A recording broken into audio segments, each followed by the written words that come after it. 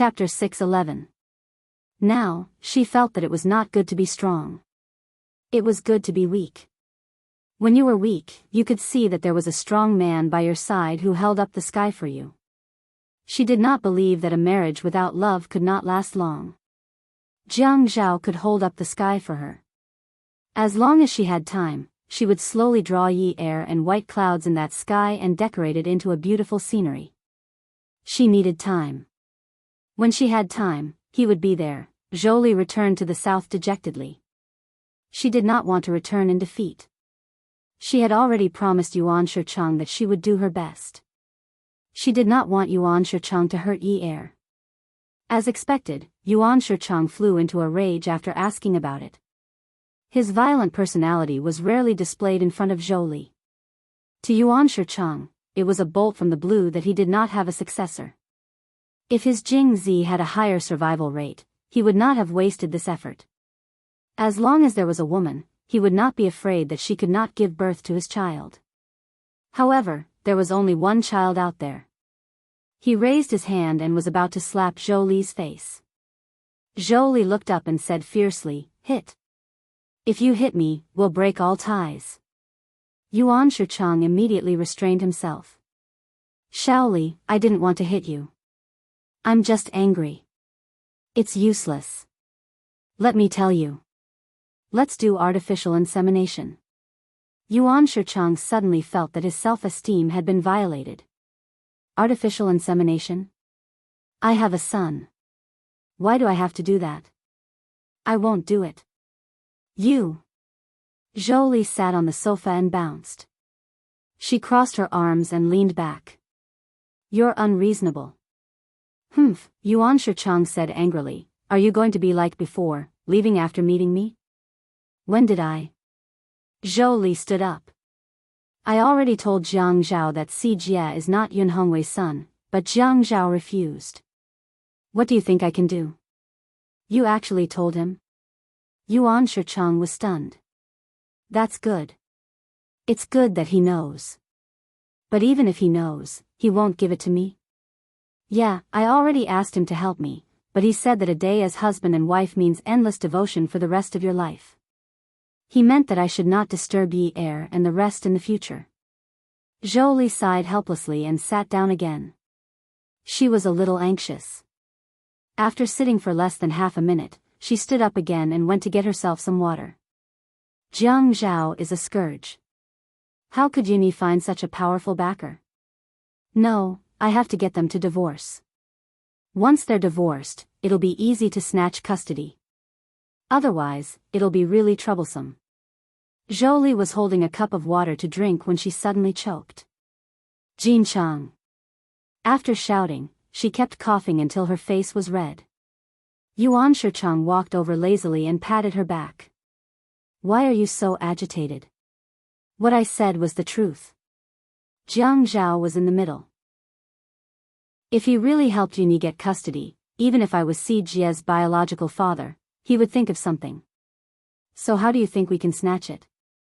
After all, I haven't fulfilled my responsibility as a father all these years. If Si Jie doesn't agree, it will be really difficult. But you can't let them get a divorce. Zhou Li stopped coughing and slammed the cup in her hand on the table. Yi er finally has the life she has now. If she gets a divorce, she'll have nothing. She's not even 20 years old yet, and she's still studying. If she gets a divorce, how can she continue her studies? Where will she live? I'll give her a house, provide for her studies, and buy her a real estate. As for money, I'll give her more. What do you think? Zhou Li's brain suddenly short-circuited. She laughed and said in a way that she thought was kind. Sure, as long as she has a stable life in the future, anything is fine. I'm just worried that she'll have to suffer again. Qing Su had been sent back to her own ward. She wanted to tell Yi air, but Min Hongxing would never allow her to get out of bed and walk around again. Even if she wanted to thank Yi air, she would have to wait until she was better tomorrow. He felt that if Qing Su were to cause trouble again, the person in the emergency room wouldn't be Qing Su, but him. He was old and couldn't act like a young person. He couldn't afford to cause trouble. Ching Su lay in bed. She was really bored, so she took a pen and paper and started to draw on the table. She was thinking about the man in the afternoon. That disgusting man dressed like a vagrant singer. He was wearing a yellow leather jacket and a woolen hat that seemed to have been worn for a long time. The brim of the hat covered his eyebrows, but his eyes looked like a cold-blooded animal. They were cold and murderous. The beard on his face was strung together. Although it wasn't thick, it was still obvious. His nose was very high, and there was a hook at the tip. His nose looked like a foreigner's. His upper lip was slightly thicker than his lower lip. Chin, what did his chin look like? Ching Su was drawing in boredom. Min Hongxing wanted to urge her to rest, so he walked over and asked softly, Ching Su, what are you drawing? Ching Su supported her chin with her small hand and looked at the half-drawn face on the paper. She frowned and said, I'm bored, so I'm drawing. After Yun Hongwei was sent to the ward, Jiang Zhao forced Yi Er to go back to his room to sleep. Si Jie refused to go home alone, so Jiang Liqing brought him back to the villa where the commander of Xing Nan Road's army lived. Jiang Zhao and the old director had agreed that he would go to the monitoring room after he was done with the matter and get the staff to cooperate with him. The old director couldn't bear to wait and went home early to rest. When Jiang Zhao arrived at the monitoring room, it was almost 12 o'clock. Frames of images flashed by. According to Yi Er's description, the man's balaclava was pulled down very deeply, and he was wearing a yellow leather jacket. He actually had a work pass hanging on his chest. He swaggered into the hospital. Jiang Zhao asked, how many types of work passes are there? The technician answered truthfully, there are official jobs and temporary jobs. Temporary jobs? Yes. Humph, Jiang Zhao said, haven't temporary jobs been abolished by the labor law? The technician didn't know how to flatter people. He was an honest technician, so he was always the one working overtime and the one getting promoted was always someone else. But aren't the positions in the government also divided into internal and external staff? Isn't it just a formal job and a temporary job? In other words, it's just a legal violation of the labor law. Jiang Zhao was a person who had a status to back him up wherever he went. No matter who it was, they would always give him some face.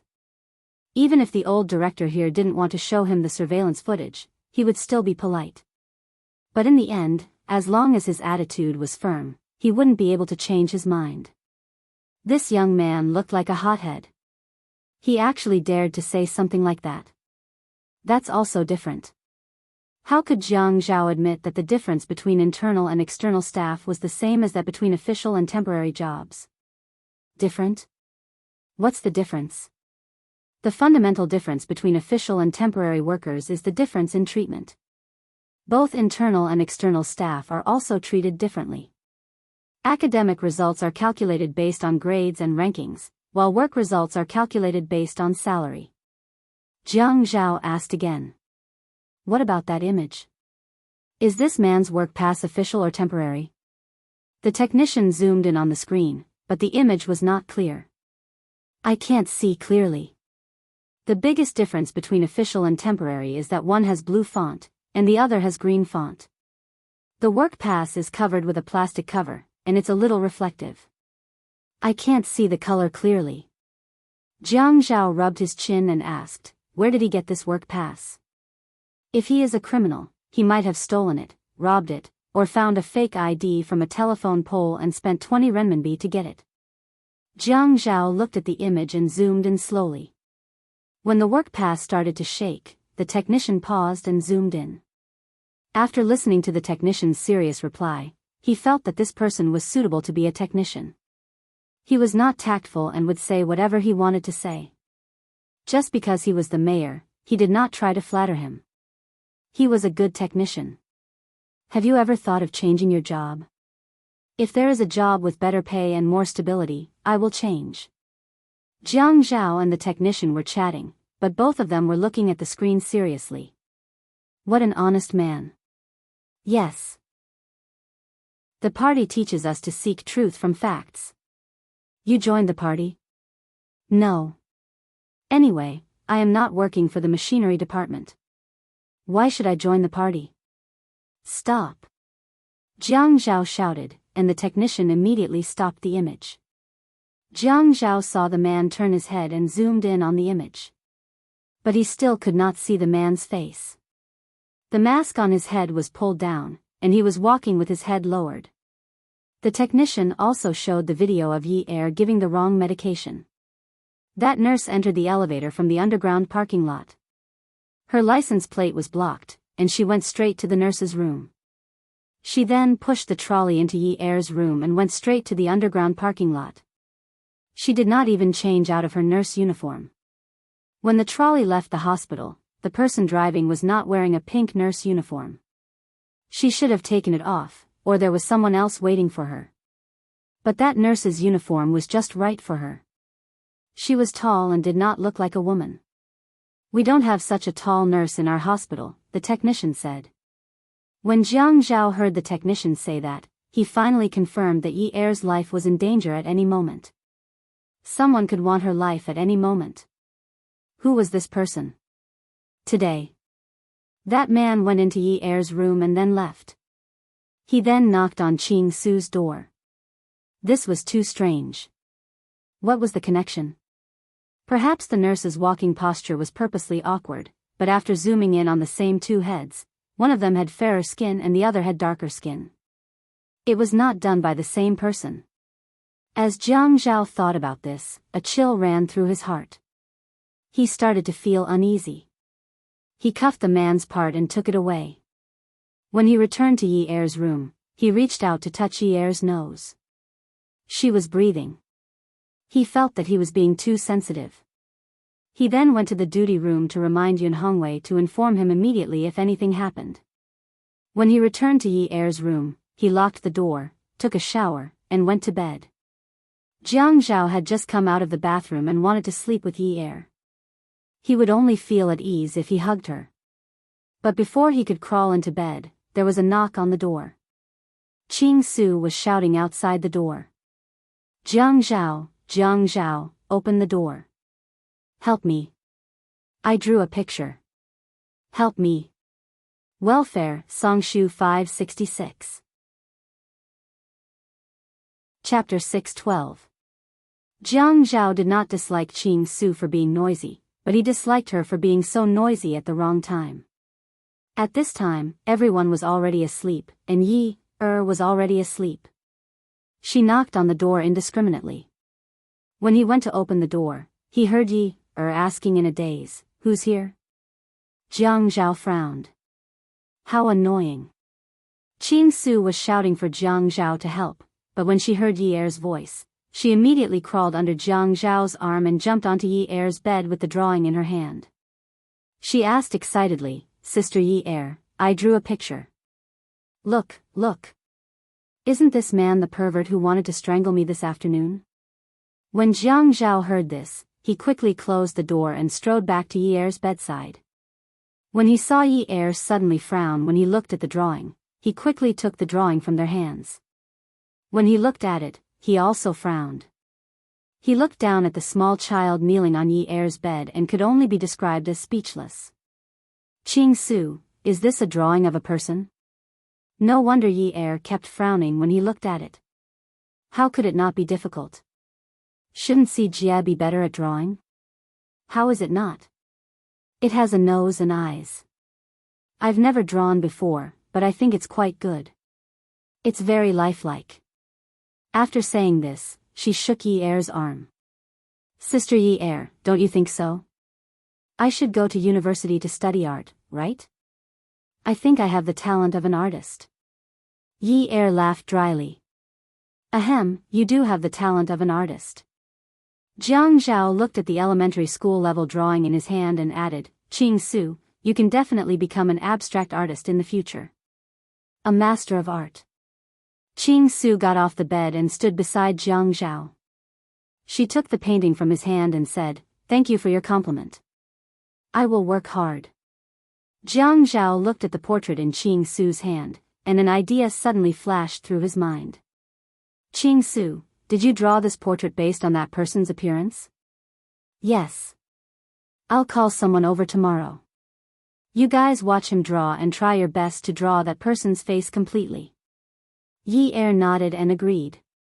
However, Ching Su said, are you complaining that my drawing isn't good enough? You're doing freehand brushwork. Tomorrow, I'll find someone to do a realistic painting. You can learn from them. Why do you want to go further than what's close at hand? Isn't Unwoo good at drawing? Why don't we just ask him to come over and draw? Ching Su gave the best suggestion. Jiang Zhao said coldly, Ching Su, go back and rest early. I'll make the arrangements. Ching Su didn't even know what was going on before she was chased away. How would she know that Jiang Zhao hated Unwoo? Ching Su returned home dejectedly. She took the painting back to her room. Min Hongsheng, who was about to go to bed, asked, Ching Su, did you go next door just now? Ching Su nodded and said unhappily, yeah, let Jiang Zhao see the murderer I drew. Min Hongsheng was shocked. Come, let daddy see. Ching Su actually didn't like Min Hongsheng sleeping in her room. She didn't need anyone to accompany her, and she would press the call bell if she needed anything. However, Min Hongsheng insisted that he wouldn't care about her after she was discharged from the hospital. Moreover, during the days when she was in a coma, he was the one who accompanied her in bed. Ching Su didn't know why, but her brain short-circuited and she agreed to it. This feeling was really strange, and she wasn't used to it. She handed the painting in her hand to Min Hongsheng. When Min Hongsheng saw it, the corners of his mouth twitched imperceptibly. Then, he immediately smiled and said in a voice full of praise, Aya, I really didn't expect my baby girl to have a talent for drawing. After you're discharged, Daddy will find you a famous teacher to teach you. Maybe our family will have a female artist in the future. Daddy stinks of money. If we have a female artist, we'll bring honor to our ancestors. Ching Su turned her face away. Who will bring honor to your ancestors? My surname is Liu. After saying that, she couldn't help but laugh. Oh right, there's no need to hire a teacher. I think Shi Yunwa's drawing is pretty good. Why don't you go and ask Grandpa Shi to teach me how to draw? Min Hongsheng was stunned. A few days ago, he thought that his daughter was in love with Jiang Zhao and always wanted to run next door. He was worried that she would fall in love with a married man. Why did she suddenly fall in love with Shi Yunwu? However, that kid from the Shi family wasn't bad. He was good-looking and had a good family background. He was a good match for his daughter. Thus, Min Hongsheng's brain started to think like it was infected with a virus. Okay, Daddy will go and talk about this tomorrow. Is that okay? Okay. Ching Su thought for a while and said, also, I actually want to learn how to do business and earn more money in the future. Why don't you ask Qin Fian to teach me how to do business? Min Hongsheng felt that his brain needed to be reinstalled. This girl wanted to have a foot in two boats. That's not good. Qin Fian is Jiang Zhao's cousin. We should avoid contact with the Qins and the Jiangs. Why? Sister Yi Er and I are quite close. In any case, don't interact too much with him. Ching Su sighed and said, Min Hongsheng, I think you can be quite childish at times. You should have taken the initiative to reconcile the matter between Min Zikai and Yi Er's sister. Even I know that it's easier to make enemies than to make enemies. Even I know that Jiang Zhao's family background is strong and powerful. But why do you have to be as smelly and stubborn as a rock in a latrine? Although you may not be able to be friends with the Jiang and Qin families, you can't be their enemy either. How can you do business like this? Ching Su was impulsive and loyal, but she wasn't stupid. Moreover, she had been in society for a long time and could see the fickleness of human nature. She could even feel the need to be hospitalized. In the past, when she was poor, she would line up to go see a doctor and the doctor would be expressionless. Now that she was rich, she had to stay in a ward alone when she was sick. The ward was even bigger than her and her mother's house. The attitude of the doctors and nurses was very good. Although she didn't curry favor with people from rich families, she wouldn't deliberately cause trouble or make enemies with them. Of course, it was a different story if they provoked her. But Min Hongxing's attitude was obviously not good. Jiang Zhao didn't have a bad temper and treat her badly, but Min Hongxing had always been resistant to the matter between Yi Er and Jiang Zhao. Min Hongxing was surprised for a moment. He never expected Qing Su to say such things. He also never thought that Qing Su's mind would suddenly become so mature. He was suddenly gratified. Qing Su, Daddy knows. It's just that some things aren't as simple as you think. It's not the right time to tell you now. Some things, whether it's friends or enemies, can't be resolved easily. You'll understand in the future. Daddy will slowly teach you how to do business in the future. When Qing Su heard Min Hongxing's dogmatic words, she didn't say anything else. She also felt that she had said too much today. She pulled the blanket away, took off her shoes, and crawled in. She pulled the blanket over herself and went to sleep. Yi Er leaned into Jiang Zhao's arms. Jiang Zhao couldn't sleep. He could feel that Yi Er was also moving around at this time. If it were any other time and she was moving around in his arms like this, he would definitely not be able to control himself and want to do her. But today, he really wasn't in the mood at all. When he thought about what happened in the afternoon and Jolie, he didn't have the mood to do that at all. The woman's back was pressed against his chest. Her spine felt as if it was touching. She had lost weight during this period of hospitalization. Yin Yi, tell me, what kind of family would be happy? When Yi Er heard Jiang Zhao's voice, it sounded a little distant and a little cold. She was a little uncomfortable. If she was uncomfortable, then so be it. At most, she wouldn't turn around and look at him. She thought about her own wishes. She wanted to have him, take him down, and make him hers. From his body to his heart, she wanted to nibble at him step by step. When she thought about how he would fall in love with her someday, her heart was as sweet as honey. Even her voice became a little softer, and there was a hint of happiness in it. I think that a family with love would be happy.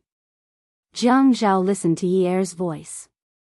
It was as if it wasn't real. Her voice was like a sandwich dessert. With one bite, it was soft, sticky, and sweet. Even with his eyes closed, he could feel the clouds in the sky being sprinkled with sugar. That cloud was extremely blissful. She said that a family with love would be happy. The word love? Did this word make her feel so comfortable? What if it's like us? Jiang Zhao thought to himself. If he said it too directly, would it spoil the atmosphere a little? Yi Er's heart sank. The happiness from before was swept clean. Suddenly, she felt a little down, and her back stiffened for a moment.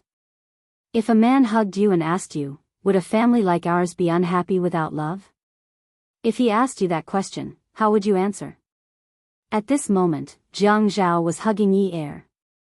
He could feel the reaction of her stiffening back, and he sighed softly in his heart.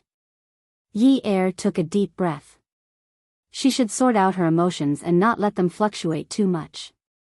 He hugged her from behind, his arms circling around her chest. Her hand reached over and rested on his wrist, gently caressing it. Even though the scene from before was gone, after a moment of silence, she suddenly had a new answer. I think we will be happy. Before we got married, I said before that marriage doesn't necessarily require love. I think responsibility is also very important. As long as the two of us are willing to protect this family and let this family continue to be stable, then we will be happy. Just like in the middle of winter, even if there's no air conditioner in the room, we can still cover ourselves with blankets. As long as no one comes to lift the blankets, as long as we cover ourselves tightly and don't let the cold wind enter the blankets, we will be able to sleep soundly and have a good night's sleep. Think about it, isn't it great to have a warm place to sleep in the middle of winter?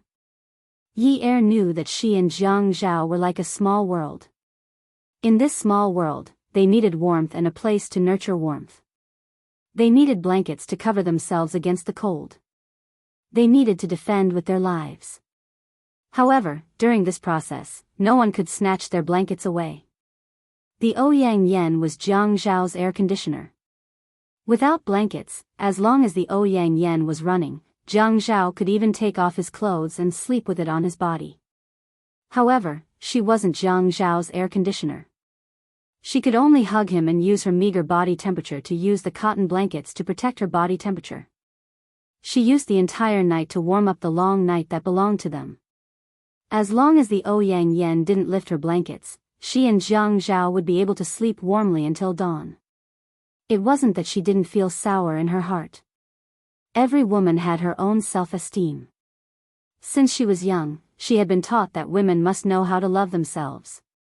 However, when you fell in love with someone, self-esteem would be left behind.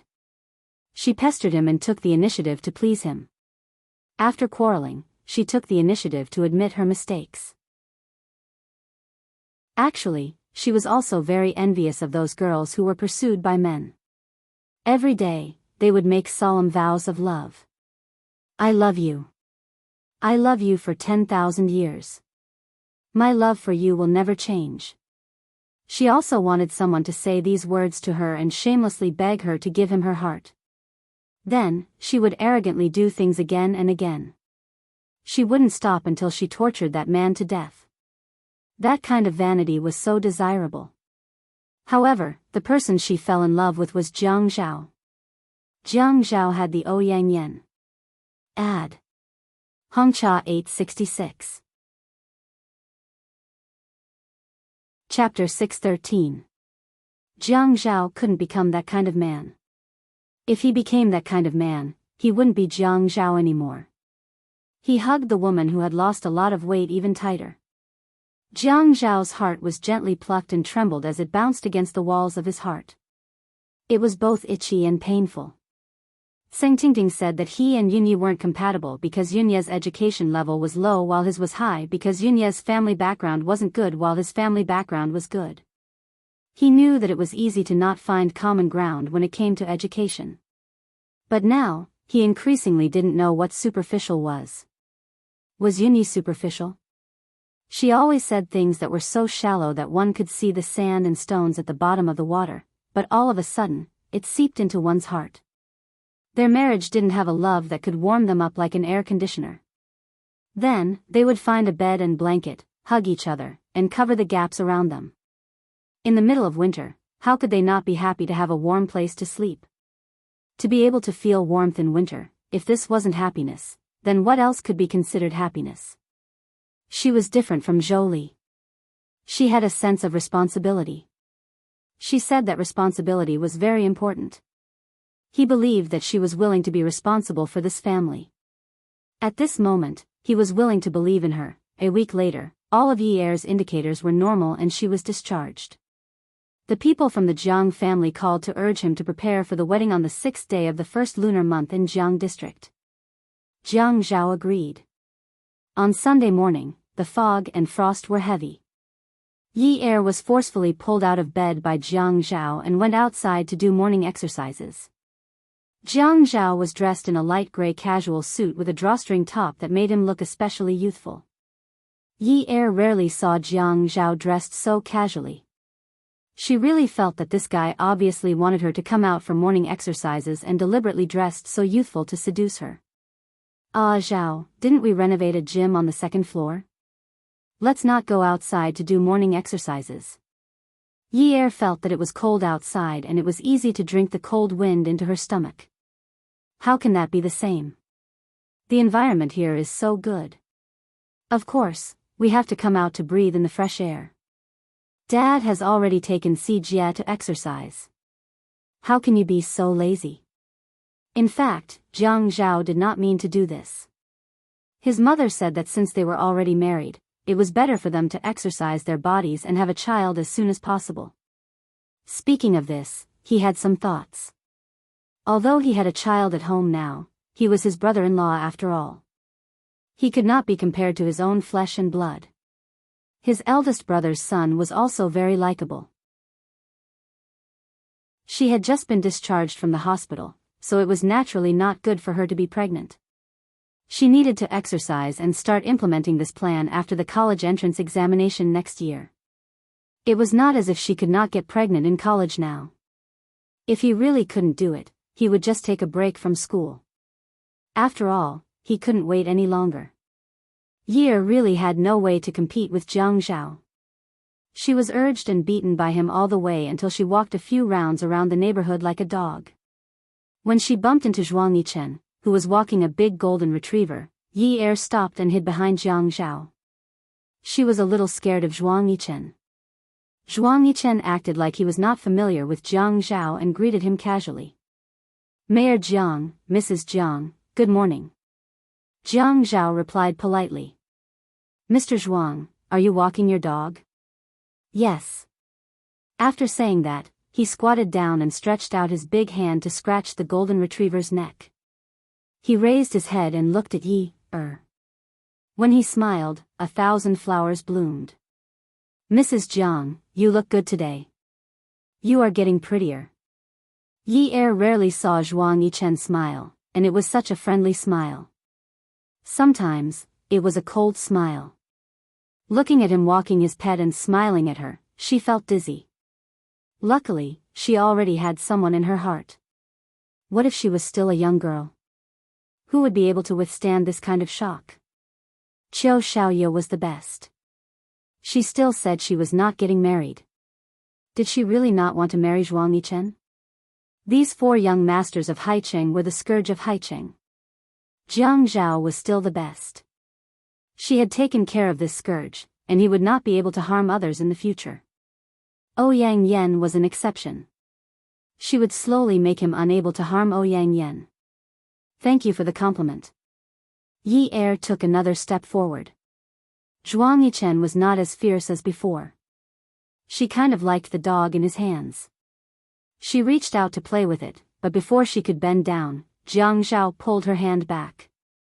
"Be careful, it will bite you." "Why would it?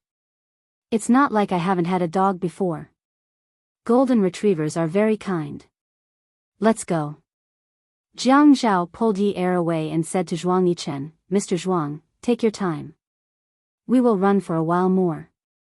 "Okay, take care." After Zhuang Yichen finished speaking, he stood up and walked his dog in the opposite direction of Jiang Zhao.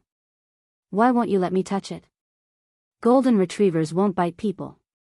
Its owner is still here." Jiang Zhao definitely wouldn't say that he wanted her to have a baby, so he couldn't have a pet until after the baby was born.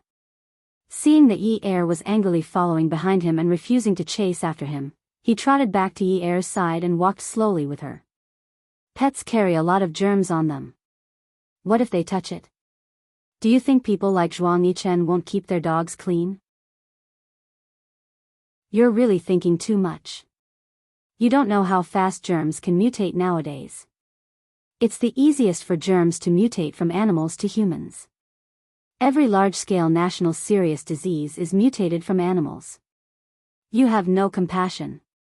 Yi knew that Jiang Zhao was telling the truth, but she still couldn't agree with his point of view. Zhuang Yichen looked like a cold-blooded person, but he still had a dog. Jiang Zhao was the real cold-blooded one. He didn't have any compassion at all. "You like pets. I'll buy you a fish to raise, okay? We're both animals. Now you have compassion, right?" Jiang Zhao took a step back. Yi exploded with anger. Fish? Dog? How could it be the same? How could it be the same? Oh my God. What was this man's brain made of? How could it be the same when they were both animals? Why don't you ask me to raise a snake? We're both animals. You want to raise a snake? But I don't think you have the guts to do that. If you really like it, I'll buy it for you. I'll just pull out your teeth. Okay? Get lost. Who said I want to raise a snake? She clearly said that she wanted to raise a dog. How did it turn into buying a snake to raise? Jiang Zhao shook his head. Are all women as unreasonable as you? Yi felt like she had been stabbed. Ouyang Yan is very sensible. He never quarrels with you, right? Boring. Jiang Zhao turned to leave. Yi also turned to leave. After taking 2 steps, she realized that something was wrong. Why did she leave? She went back to chase after Jiang Zhao. Hey, why did you say that I'm unreasonable? You must explain to me clearly. You've always been unreasonable. I didn't. You did. When did this happen? You must have evidence to slander me. Anytime. From morning till night. Good morning, Mayor Jiang, Mrs. Jiang. Yi Er immediately held Jiang Zhao's arm and smiled. Good morning, Mrs. Wang. When the strollers walked past, Yi Er immediately shook off Jiang Zhao's hand. From morning till night? Don't I have an hour of normal time? Am I so unbearable in your eyes? Jiang Zhao turned to look at Yi Er, who was angry alone, and held his forehead. Oh my God, your imagination is really rich. Yes, yes, yes, yes. I have a rich imagination. I'm unreasonable. I'm not good at anything. Both of them acted like a model couple. After they separated, they started to bicker with each other until they reached home. Yi Er took out a pair of shoes and placed it in front of Jiang Zhao. Change your shoes. Although you think I'm not good at anything, I'm used to carrying your shoes for you. Although I'm angry with you, I can't bring myself to let you wear a pair of female slippers. Jiang Zhao smiled and entered the house. Yi Er went to prepare some porridge, fried some eggs, and prepared some side dishes. After breakfast was ready, she said. Let's eat breakfast. You don't have to wait for Dad and the rest. Although you think I'm not good at anything, I'm still used to cooking breakfast for you.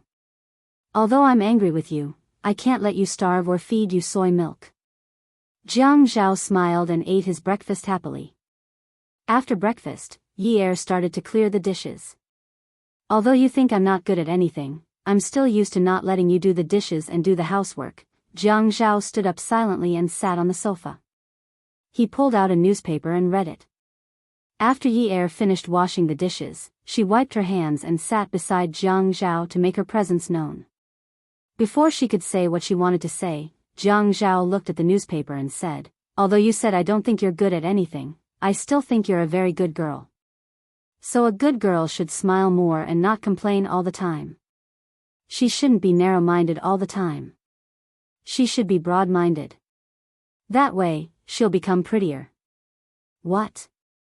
He actually said she wasn't broad-minded enough? Because she even allowed him to have a mistress. How could she be broad-minded? Was the Pacific Ocean so wide? Jiang Zhao glanced over and saw that Yi Er was about to say something again. He immediately threw the newspaper away and opened his arms. Come, my beautiful girl. Let your husband reward you with a kiss. Go to hell, who cares? Yi Er's mouth twitched a little awkwardly. You're not coming? If you're not coming, then I'm coming. Jiang Zhao said and pounced on her. Yi Er was pressed onto the sofa and kissed fiercely. Yi Er was kissed until she was panting. She pushed Jiang Zhao away and said coquettishly, Hey, didn't we agree on a kiss? Jiang Zhao put his hand under Yi Er's clothes.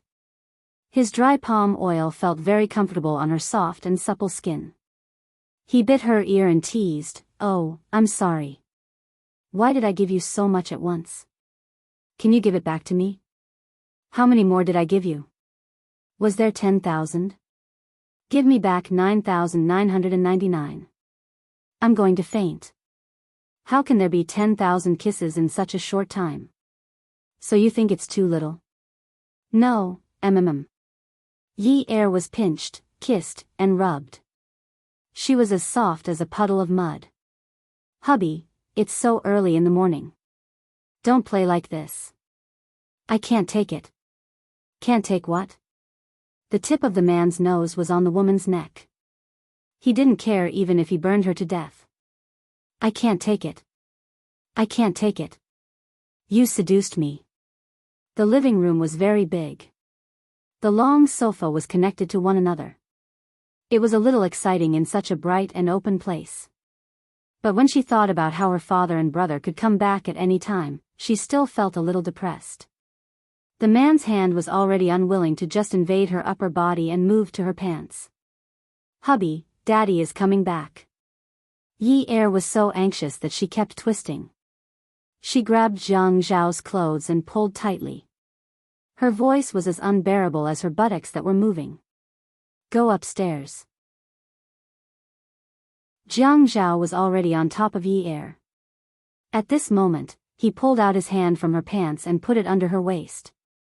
When he scooped her up, he also stood up.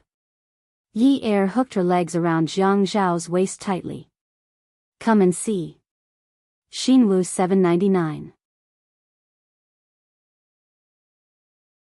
Chapter 614. Jiang Zhao was a little excited as he hugged Yi Er and rushed upstairs. Yi Er wondered if it was because she had too much free time today. She had eaten breakfast and was dressed warmly, so her lust came especially quickly. After being discharged from the hospital, his body was getting better day by day. Jiang Zhao was getting fiercer and fiercer each time. Yi Er heard the sound of the door opening downstairs. Her body stiffened once, and she patted Jiang Zhao's naked body. Hubby, my dad, and the others are back. What should we do? Jiang Zhao smiled and put more force on her butt. They're also home at night. Why aren't you afraid? What if he comes to call us for breakfast? Dad knows that we've definitely eaten. Should I go down and help Dad fry eggs? Jiang Zhao was a little impatient and retorted again. Yi Er bit her lip and moaned. Yin Yi, why don't we buy another house for Dad and the others? Okay. Why? Every time you worry about this and that, I feel that our sex life is affected. How is that? Don't you think that the quality is not as good as before? We're upstairs and downstairs, but you're worried about the sound of the bed, and you're worried about yourself calling out. When you suppress it, it makes me feel suppressed. Yi Er was most afraid of making Jiang Zhao feel suppressed in bed. What if he didn't have enough at her place and ran out to steal food? Thinking about it, she felt that she was worrying too much. In fact, her father was a very sensitive person and would never come upstairs. He had also taught CGS several times that he was not allowed to go upstairs to look for her and Jiang Zhao. If there was something, he should call out downstairs. It was inevitable that her suspicions would affect the quality. I was wrong. I won't be like this in the future, okay? Good girl. It wasn't until after this time that Yi Er realized that she was really thinking too much. Not to mention that no one came upstairs, no one even called out. Covered in sweat, he got up and went to take a shower. Yi Er only wanted to wash her body. She didn't want to wash her hair, so she called out to Jiang Zhao, hubby. Jiang Zhao was still lying on the bed. What's wrong? Help me grab the hair from the dresser drawer. My hair is getting wet. Oh, wait a moment. Jiang Zhao got out of bed and wrapped himself in a bathrobe. He walked towards the dressing table and opened the drawer. There were a lot of small things inside. Women were troublesome. There were several eyebrow trimming tools and a lot of eyeshadow colors. It was dazzling. It was a small bottle with a tinge of brown color. What was that? The skincare products were all on the table. If they were skincare products, the packaging would be too ugly. She wouldn't go and buy some cheap stuff, would she? He had never shortchanged her. She picked it up and looked at it. There was no logo, only a sticker that said, birth control. When Jiang Zhao saw these words, his back stiffened. He didn't know that Yi Er had been taking such things. Logically speaking, people like them didn't need it. He was an adult and knew to use a condom. He didn't use it during the safe period. Was she afraid that the safe period wasn't enough? Was she that afraid of getting pregnant? Was she that afraid of getting pregnant with his child? Hubby, Jiang Zhao's hand trembled and the bottle almost fell to the ground. I want to take a shower. Did you find the hair? It's black. The claws are interlocked and bite together. It looks like two rakes. Oh, I saw it. Jiang Zhao put the bottle of birth control pills back to its original position. He held the black hair in his hand and closed the drawer. He was too polite and didn't have the habit of going through her things. That was why she was so generous to put the birth control pills in front of him. He went into the bathroom, opened the glass door of the shower area and handed the hair to Yi-er. Yi-er just smiled and said, "Thank you." But when she saw Jiang Zhao's icy expression, she couldn't help but tremble. He said that he was handing the hair to her, but the man's eyes were looking into her eyes. He was holding the hair so tightly that she couldn't snatch it away. Yi-er felt that Jiang Zhao's eyes looked like he wanted to eat someone. No, he wanted to eat her, bite by bite. Under the torture of the man's cutting gaze, her blood coagulated inch by inch. Yi-er shivered and murmured, "Hubby." Yi-er's voice pulled Jiang Zhao back to reality. Give it to me. The hair. Yi-er purposely ignored Jiang Zhao and shifted her gaze to her hand. She pouted and pouted. She said softly, "If you want to use it, you have to wait until you have hair as long as mine. I'm still so young. Can't you let me have it?" "Oh." Jiang Zhao loosened his grip. Yes, she was still young. Taking off his bathrobe, he stepped into the shower room and closed the glass door behind him. Reaching out, he picked up a strand of Yi-er's hair, twisted it, and fixed it on top of her head. Then, he took the strand of hair from her hand and tied it into a bun on top of her head. As he turned on the water, he rubbed some shower gel in his hand and rubbed it on Yi-er's body. Yi-er followed Jiang Zhao's example and bathed him. Yi-er felt ticklish all over. She chuckled and bubbles flew all over the bathroom. She hugged Jiang Zhao's neck. "Hubby, Sister Xiaoya is already 25 years old. Why hasn't she married Zhuang Yichen yet? Why do you care so much about other people's business? I'm just worried that Sister Xiaoya will have children later because she's old." Jiang Zhao took Yi-er's hand away and turned her back to him. He rubbed her back. 25 years old is too late. Then what about other people who have children in their 30s? Besides, children are so annoying. They're so noisy all day long. It's so annoying. Yi-er lowered her head. Suddenly, she looked like a frosted eggplant. Oh. When Jiang Zhao received a call from family Ouyang's old master Ouyangsheng, he was just about to go back to sleep. Fourth Grandpa. In Haicheng, family Ouyang's old master had always been respectfully addressed as Fourth Grandpa. Jiang Zhao also kept calling him Fourth Grandpa. Ouyangsheng laughed and said, "Zhao Zhao, did Fourth Grandpa disturb your sleep?" "No, I woke up early." "Fourth Grandpa, have you had breakfast?" "Yes, yes." When Ouyangsheng smiled, there was a hint of shrewdness in his smile. At the end of his words, he smacked his lips and said, "Zhao Zhao, can you find some time to come to the Ouyang family today? The fourth master has encountered some difficulties, and he needs your help to think of a way." Jiang Zhao frowned and asked, "Fourth Grandpa, what trouble did you encounter?" "It's not to make things difficult for you. I just want you to persuade Hai Zi." "Hai Zi? What's wrong with Hai Zi?" "Zhao Zhao, you guys grew up together. Hai Zi is also close to you. Even though Yan Yan and you have become distant in recent years, the two of you are still close. Brothers are still brothers." Jiang Zhao smiled. "I didn't want to disturb you about today's matter." Jiang Zhao immediately said, "Fourth Grandpa, what are you talking about? What disturbances are you talking about? Aren't you treating me as an outsider?" Jiang Zhao thought that if Grandpa called Ouyang Hai at this time to say that he was disturbing him, Ouyang Hai would probably nod and bow and say, "Grandpa Qin, what are you talking about? Are you trying to kill me?" He really couldn't stand these old people's words. They really wanted to break the young people's waists. Ouyangsheng sighed and said angrily, "Hai Zi, that bastard, wants to divorce Junjun. Junjun, that girl, is dutiful. She just entered the family Ouyang for a year and gave birth to a big fat boy for the family Ouyang. After that, she was very obedient. Tell me, have you heard of our Junjun causing trouble outside?" Jiang Zhao nodded and said sincerely, "That's true. Ni Jun is really a role model for the daughter-in-law of a rich family. Junjun is just too honest.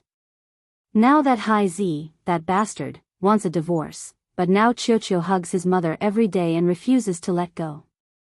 Wherever Junjun goes, he will follow. Such a young child insists on moving out with his mother. This old man's heart is broken. Ouyang Xing choked. Jiang Zhao frowned. Fourth grandpa, don't worry. Whether Hai Zi listens to your advice or not, I'll give him a call later. Zhao Zhao, I still want to invite you to come over. Come to the house. Yesterday afternoon, this brat wanted to greet Junjun with an ear of melon seeds. If someone tried to persuade him, he even threw something at them. I feel that you and Hai Zi are brothers, so he will more or less listen to your advice.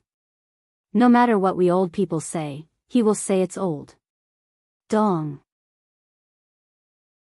Jiang Zhao couldn't help but sigh in his heart. Since the word please had already been said, he really couldn't reject it. Hai City was only so big, and the power field was only so big.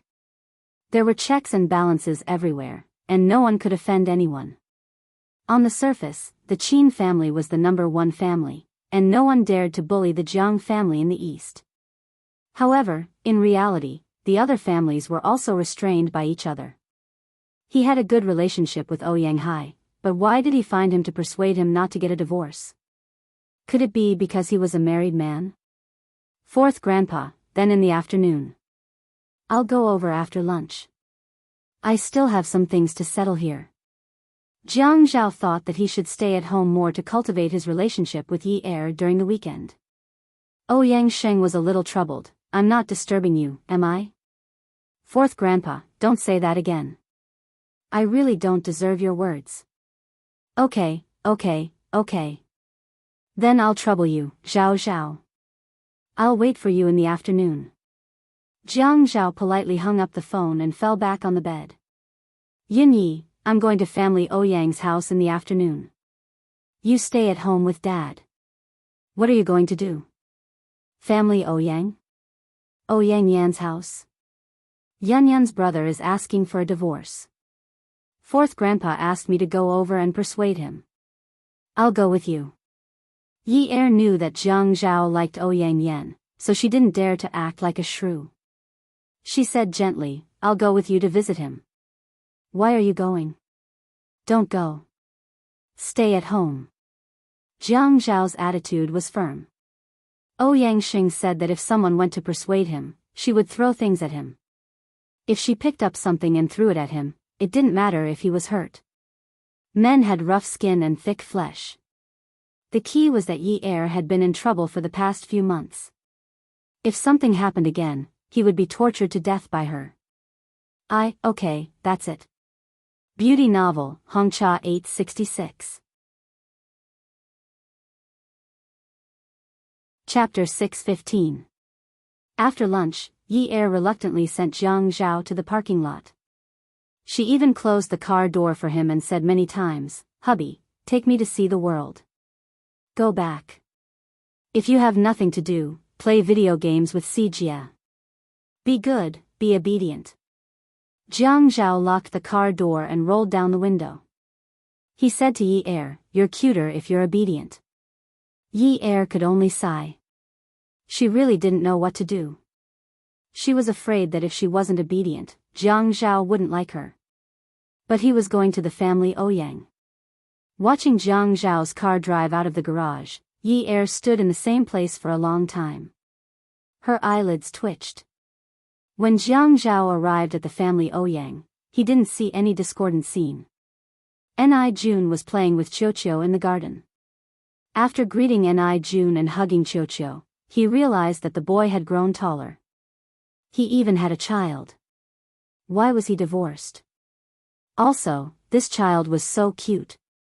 How could he live without a mother? He really didn't know what Ouyang Hai was thinking. The servant led Jiang Zhao through the garden and into the villa. He didn't see Ouyang Sheng. Instead, he went straight to Ouyang Sheng's study. There was a group of old people in Hai City who were like old Master Qin. For example, Ouyang Sheng liked to do antique calligraphy and paintings. His study was like a painter's study. After Jiang Zhao sat down, Ouyangxing personally started to brew tea. Zhao Zhao, you haven't come to our house in a long time. How could that be? I come to visit every year during the new year. Jiang Zhao picked up a pair of tongs and prepared to help Ouyangxing wash the tea set. In the past, you didn't just come to visit. You also came to visit this old man during the solar festival.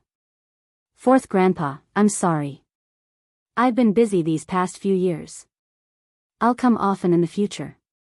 Jiang Zhao felt that the atmosphere was not right. Ouyangxing had always been a shrewd person. Was it because of something else? Ouyangxing looked at Jiang Zhao's doubtful expression and sighed. I called Hai Zi and he's rushing home right now. You saw him when you entered the courtyard just now. Qiuqiu is so cute, right? Jiang Zhao relaxed his guard. Yes, she's cute.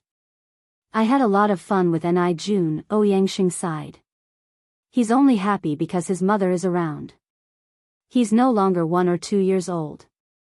It doesn't matter if his mother leaves. He's already 6 years old. He knows and remembers everything.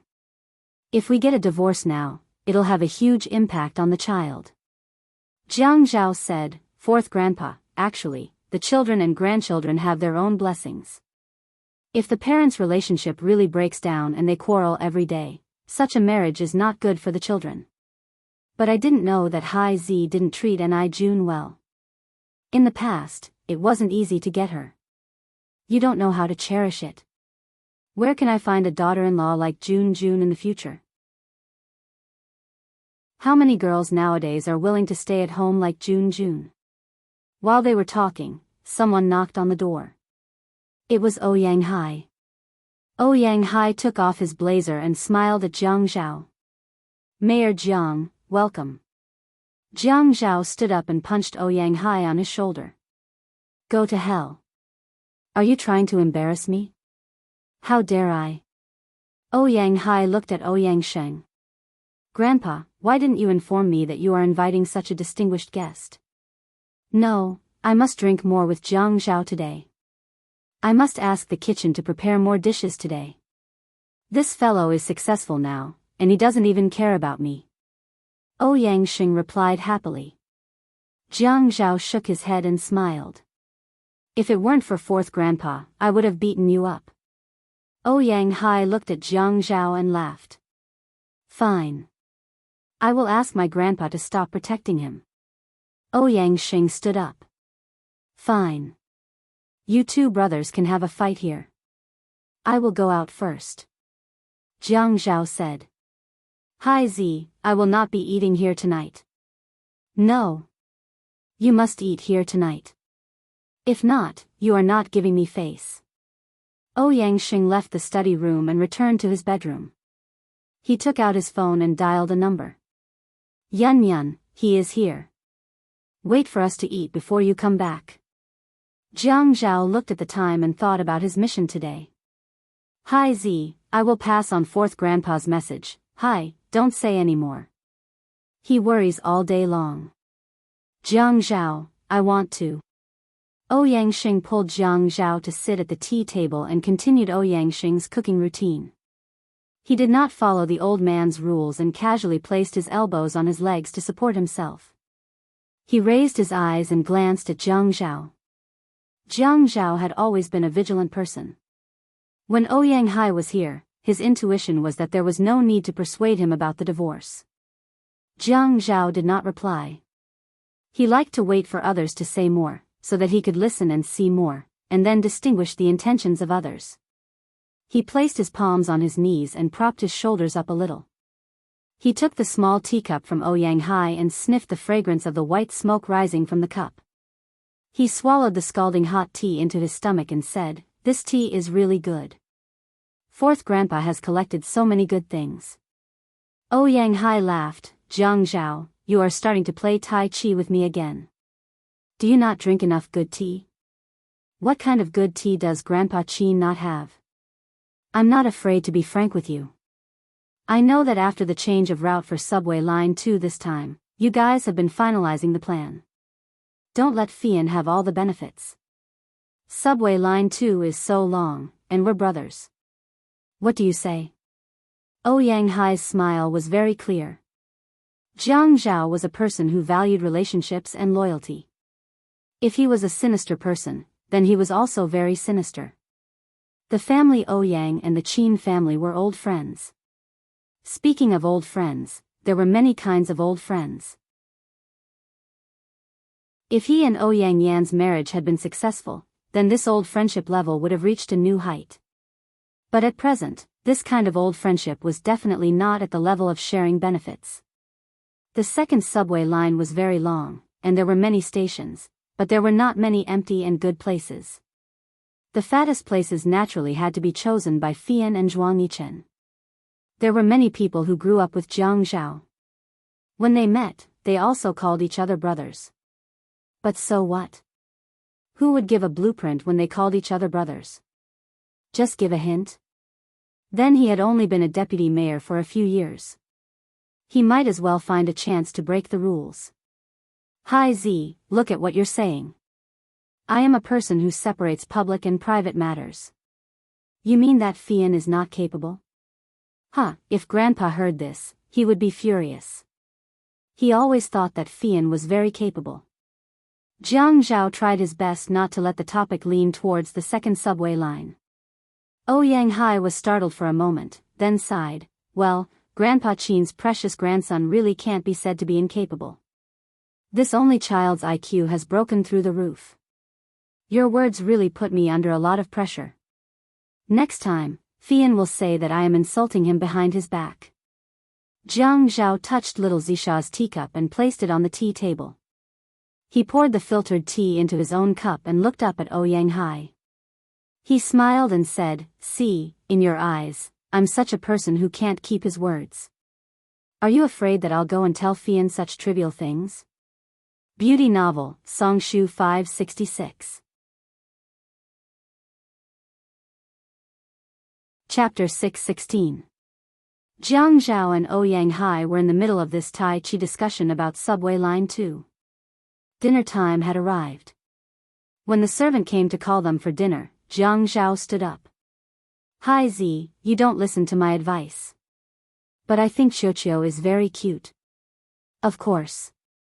If my son is not cute, who is cute? Ha ha ha. Ouyang Hai laughed when he mentioned his son.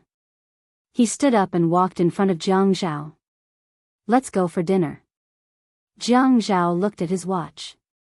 Hi Z, I will not be having dinner here tonight. Everyone is here on Sunday. How can you do that? It's rare for you to come here, and you don't even want to have dinner? Ouyang Hai patted Jiang Zhao's back. Let's go. If you don't want to give me face, then give my grandfather some face. How about it? Jiang Zhao exhaled. He didn't want Ouyang Xing to beat around the bush and ask about the second line for the whole afternoon, and then be forced by Ouyang Xing at the dinner table in the evening. Hi Z, I can't do that. I had promised Yunyi that I will go home for dinner. If I don't go home for dinner, she will throw a tantrum again. Ouyang Hai exclaimed in surprise. If other people know that Mayor Jiang is afraid of your wife, they will laugh at you. It's not that I am afraid. I am just too busy and don't have much time to accompany my family. It's rare for me to have a day off. Jiang Zhao knew that Ouyang Xing was trying to make him give in and reject people of the same age. But as long as it was a descendant of a noble family, they should show due respect to their family's elders. It was just like how he had to salute Xi Jintian and Xianyo had to salute his grandfather. Even Fei Yan and Shin Kai, those famous foppish fellows, when they met the elders of the aristocratic families, they still had to lower their heads. Zhao Zhao, you're too much. Today, there's only you, me, Hai Zi, Junjun, and Qiuqiu in the house. Our house isn't as complete as yours. Are you saying this for an old thing like me to hear? Or is it that this old thing is going to enter the coffin in a few years? You young people don't even want to have a meal with me. Ouyang Xing had already walked to the door of the study, and his words seemed to be depressing. Jiang Zhao was speechless. Hey, fourth master, listen to what you're saying. I didn't hear anything. Jiang Zhao turned around and supported Ouyang Sheng. Let's go downstairs and eat. Alright, alright, alright. Ouyang Sheng turned to Hai Zi and said, Hai Zi, go and take out the 2 little fists that I have hidden. After Hai Zi agreed, Ouyang Sheng said to Jiang Zhao, last time, this pair of wine bottles were the size of a fist, so I called them little fists. Tonight, let's drink this thing. It probably won't be enough for us to rinse our mouths. I know that you've been drinking white wine with your elders. After drinking, I still have some good wine in my collection. Let's drink a few more cups. Fourth Grandpa, let's not drink wine. I still have to drive tonight. Ouyang Sheng straightened his back. How can that be? When men eat with men without drinking wine, is it called a man? You must drink tonight. Fourth Grandpa's driver never drinks. Is his driving skills worse than a designated driver? Don't worry. After Jiang Zhao went downstairs, he went out of the hall and stood in the garden to make a phone call.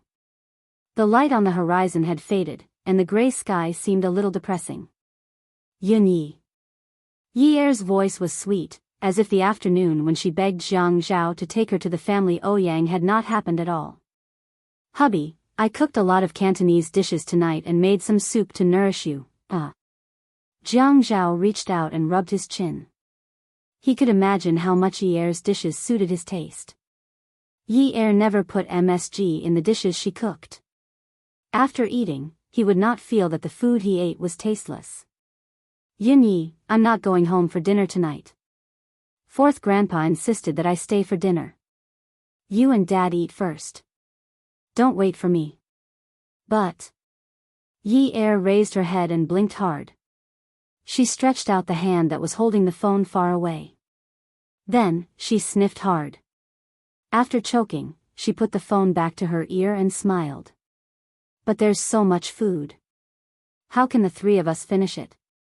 Then leave it for me. I'll have supper tonight, okay? But you don't like to eat supper. Yun Yi, be good, okay? I'll go back after dinner. Yi Er leaned against the guardrail on the balcony. A drop of water dripped from the back of her white hand, splashing some fine water foam. Okay, I'll be good.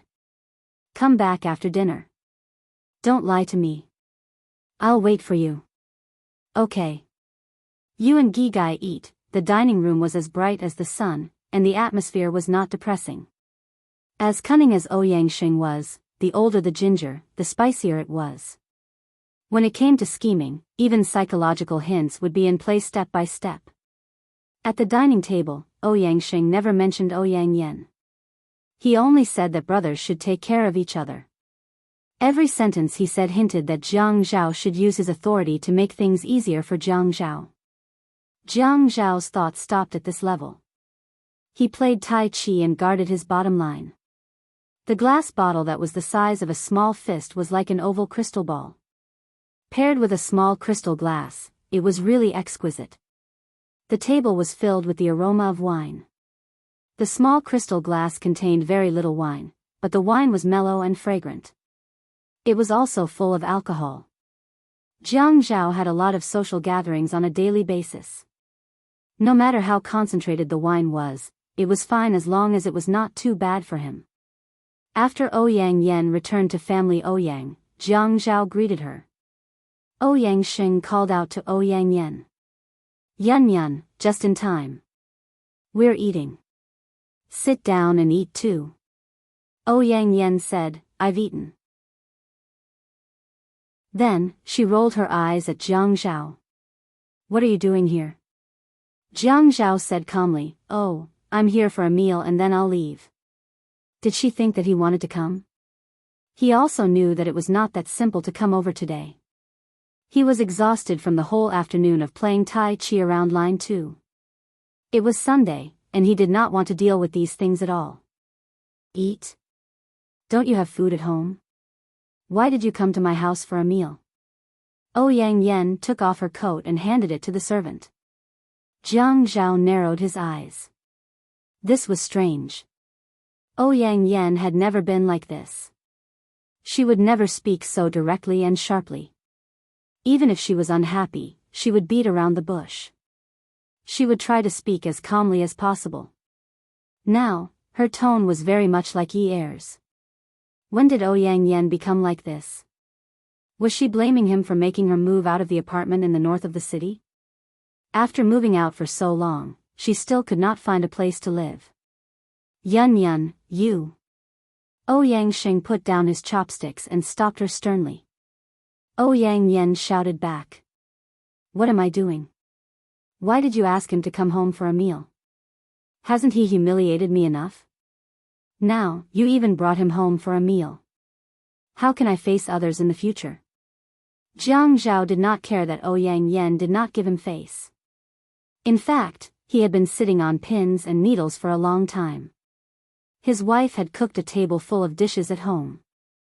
It was not like he did not have food to eat. What kind of lousy boxing game was it? No matter how expensive it was not as good as the fruit wine that his wife learned from the elders at home. How could people like them understand that taste? Fourth grandfather, it's getting late. I'll go back first. When Jiang Zhao stood up, Ouyang Xing immediately stopped her. Zhao, don't lower yourself to Yun's level. She's a little bastard. Ouyang Yen snorted and ran upstairs. Jiang Zhao looked at the time. It was 8:00. She felt a little dizzy. She had eaten for a long time. Fourth grandfather, hi Z, it's really getting late. I have to go back. I have to go back to work tomorrow. Ouyang Xing sighed. Okay. It's different when you have a family. Hi Z, you should learn from Zhao. Ouyang Hai laughed. Grandsons are always better than others, right? You know, and you still say it? Family. Ouyang's chauffeur drove for Jiang Zhao. After getting in the car, Jiang Zhao wanted to sleep. Yi Er watched TV at home. She switched channels one by one. She paused on each channel for a few seconds. She was not satisfied with any of them until midnight. It should be supper now, right? She had to send Si Jia to school on Sunday night. At night, only Yi Er and Yun Hongwei were at home. Yi Er suddenly remembered what Jiang Zhao said in the morning. He wanted to buy a new house for her father. Actually, it was good to buy a new house. At least her father would not be worried when she was waiting for her husband at home. Yi Er wanted to be a sensible first wife. She wanted to be as generous and sensible as the first wife in ancient times. But she had reached her limit. Midnight was a sensitive time. Even if she was deceiving herself, she should know that she had been exposed when she saw someone coming to arrest her, right? She wanted to learn from Ouyang Yen to be generous, but she could not. She still had to make the call. She had been holding the phone in her hand all this time. It was burning hot. She dialed Jiang Zhao's number, but the response she got was, "The subscriber you have dialed is unavailable. Please try again later." She stood up from the sofa with a whoosh. To hell with your generosity. Before she left, she thought about it. This was the second time she was going to look for Jiang Zhao in front of her father. She lied to Yun Hongwei again, saying that Jiang Zhao had asked her to pick him up and that he was drinking outside. Yi Er went to the garage and got into the flashy off-road vehicle.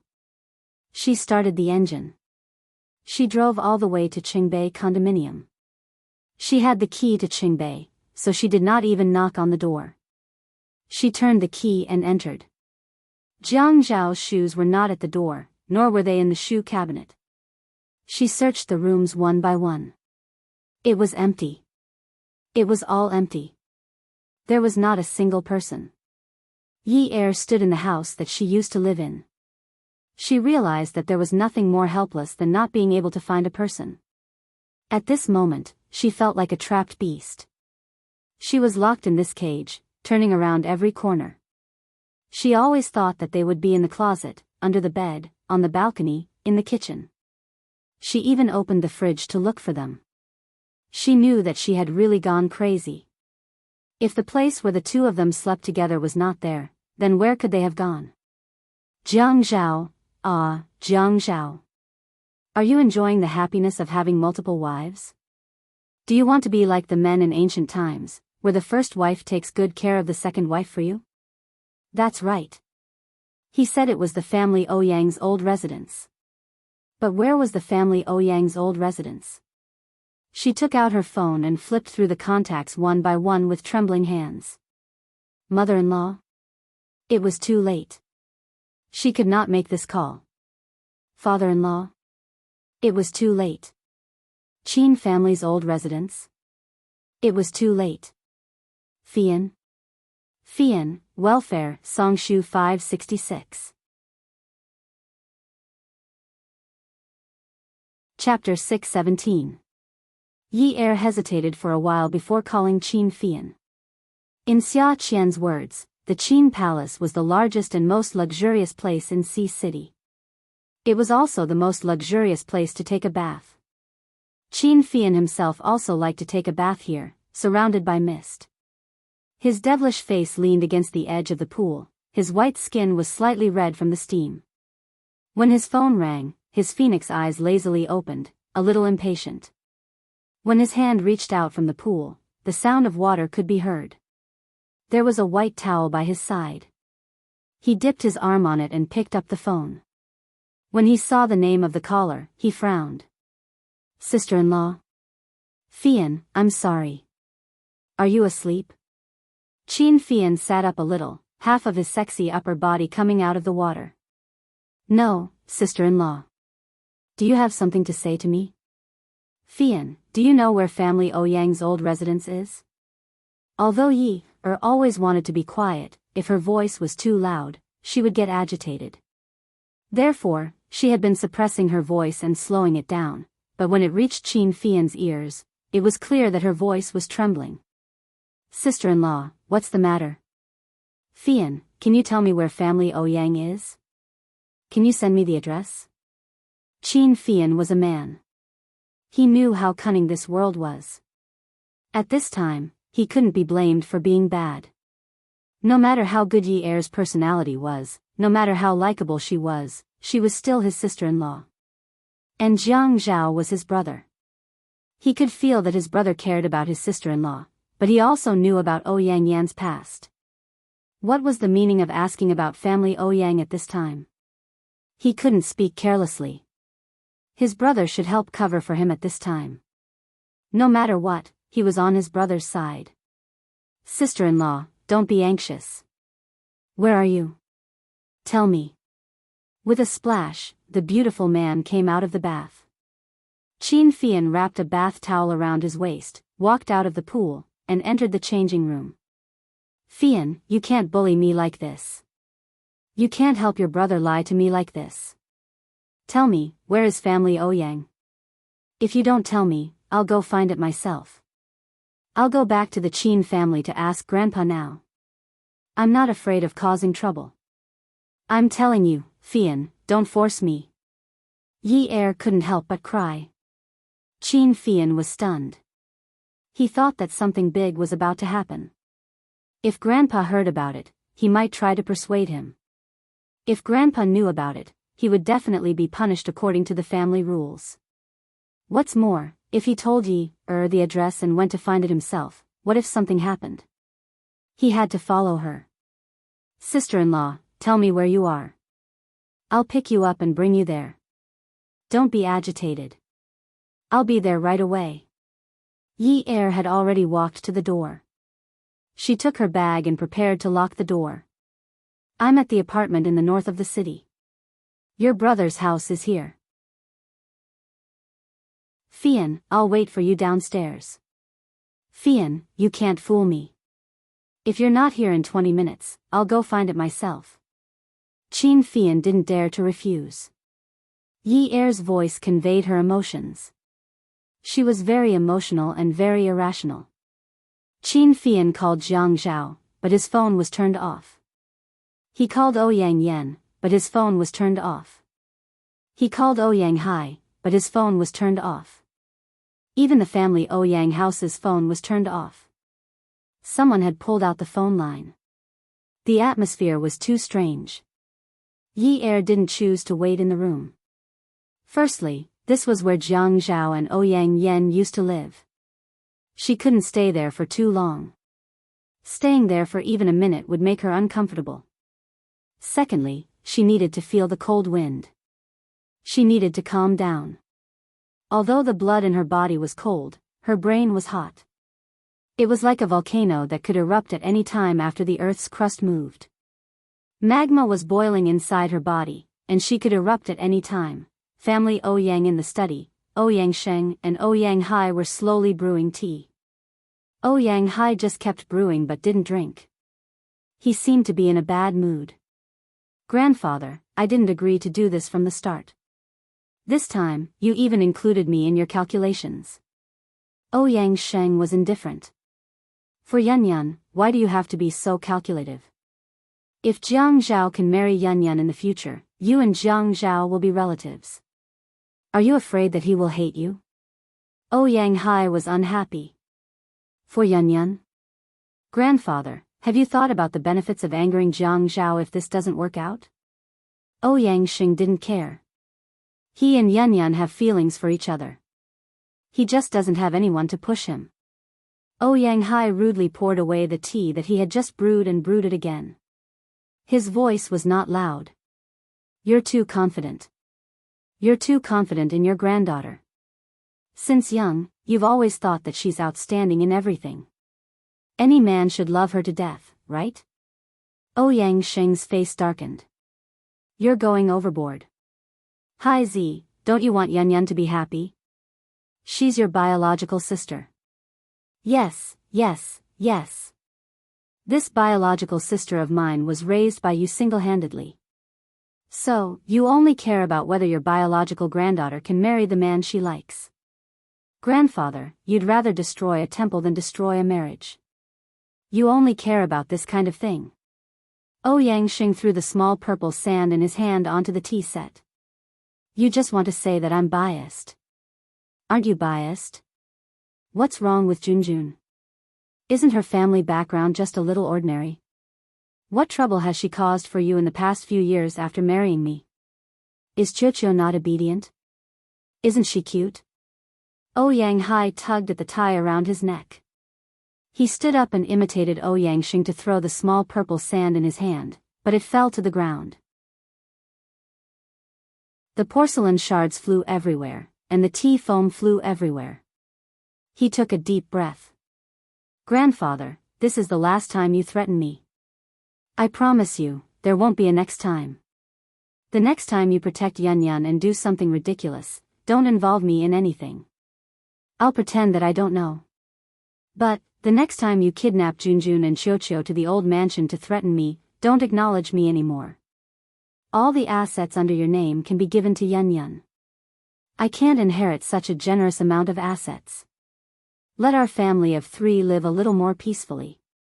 Ouyang Sheng's face paled, and his entire body trembled. When he stood up, his voice trembled. Hai Zi, you're all my flesh. Which part of grandfather doesn't dote on you? The family Ouyang's things are all yours. Yunyun will eventually get married. Today's matter, grandfather didn't intend to use Junjun and Qiuqiu to threaten you. If you'd been more obedient, grandfather. Ouyang Sheng laughed self-deprecatingly. Be obedient? This matter is clearly Yunyun being disobedient. You can make up this matter yourself, but you insist on making me drag it out. Do you want Jiang Zhao to have scruples in the future? Even so, do you need to use Junjun and Qiuqiu to threaten me? Qiuqiu is my biological son, grandfather. Do you have to favor Yunyun to this extent? If that Jiang Zhao still has feelings for her, he definitely wouldn't have married Yunyi. Ouyang Sheng straightened his back and said loudly, do you think every man is as one-track minded as you? Ouyang Sheng raised his chin, raised his eyebrows slightly, and said hatefully, I'm one-track minded. You're not one-track minded? Aren't you helping Yunyun single-mindedly? Let her do whatever she wants. Go and pluck the moon for her. Hurry up and do it. Ouyang Sheng understood that Ouyang Hai was complaining about his favoritism.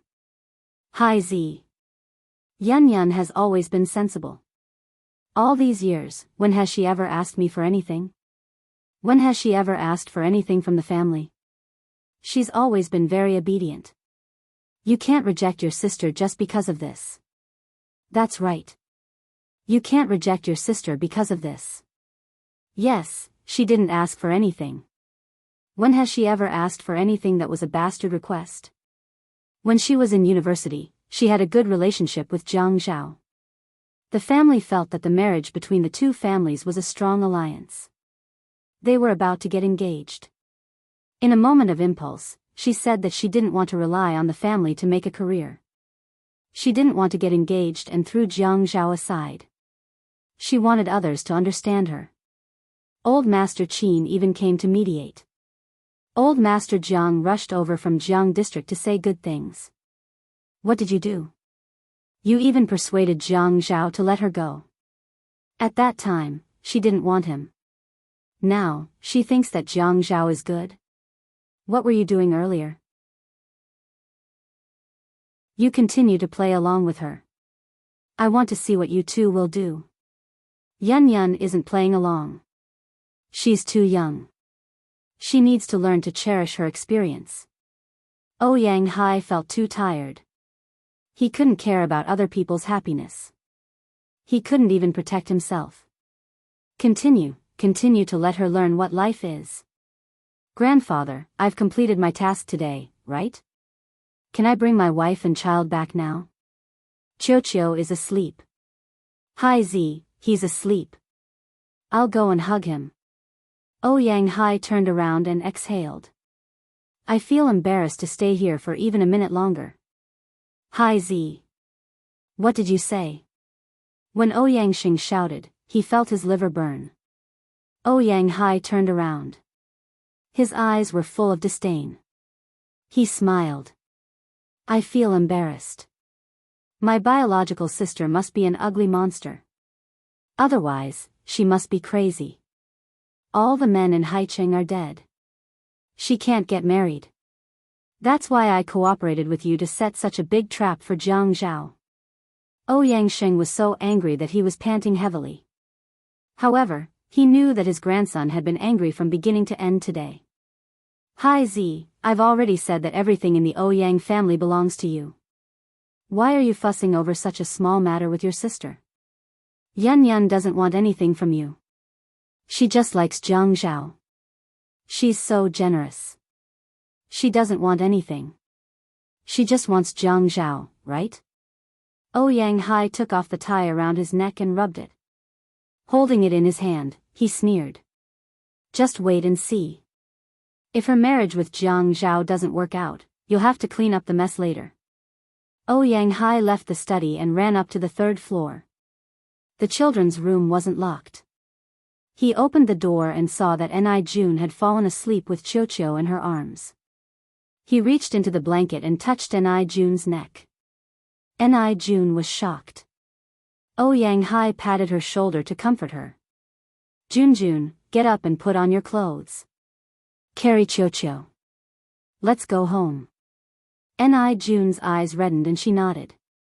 After she put on her clothes, Qiuqiu was still sleeping soundly. Ouyang Hai handed the car keys to Ni Jun and took off his jacket to wrap Qiuqiu. Jun, drive the car to the door.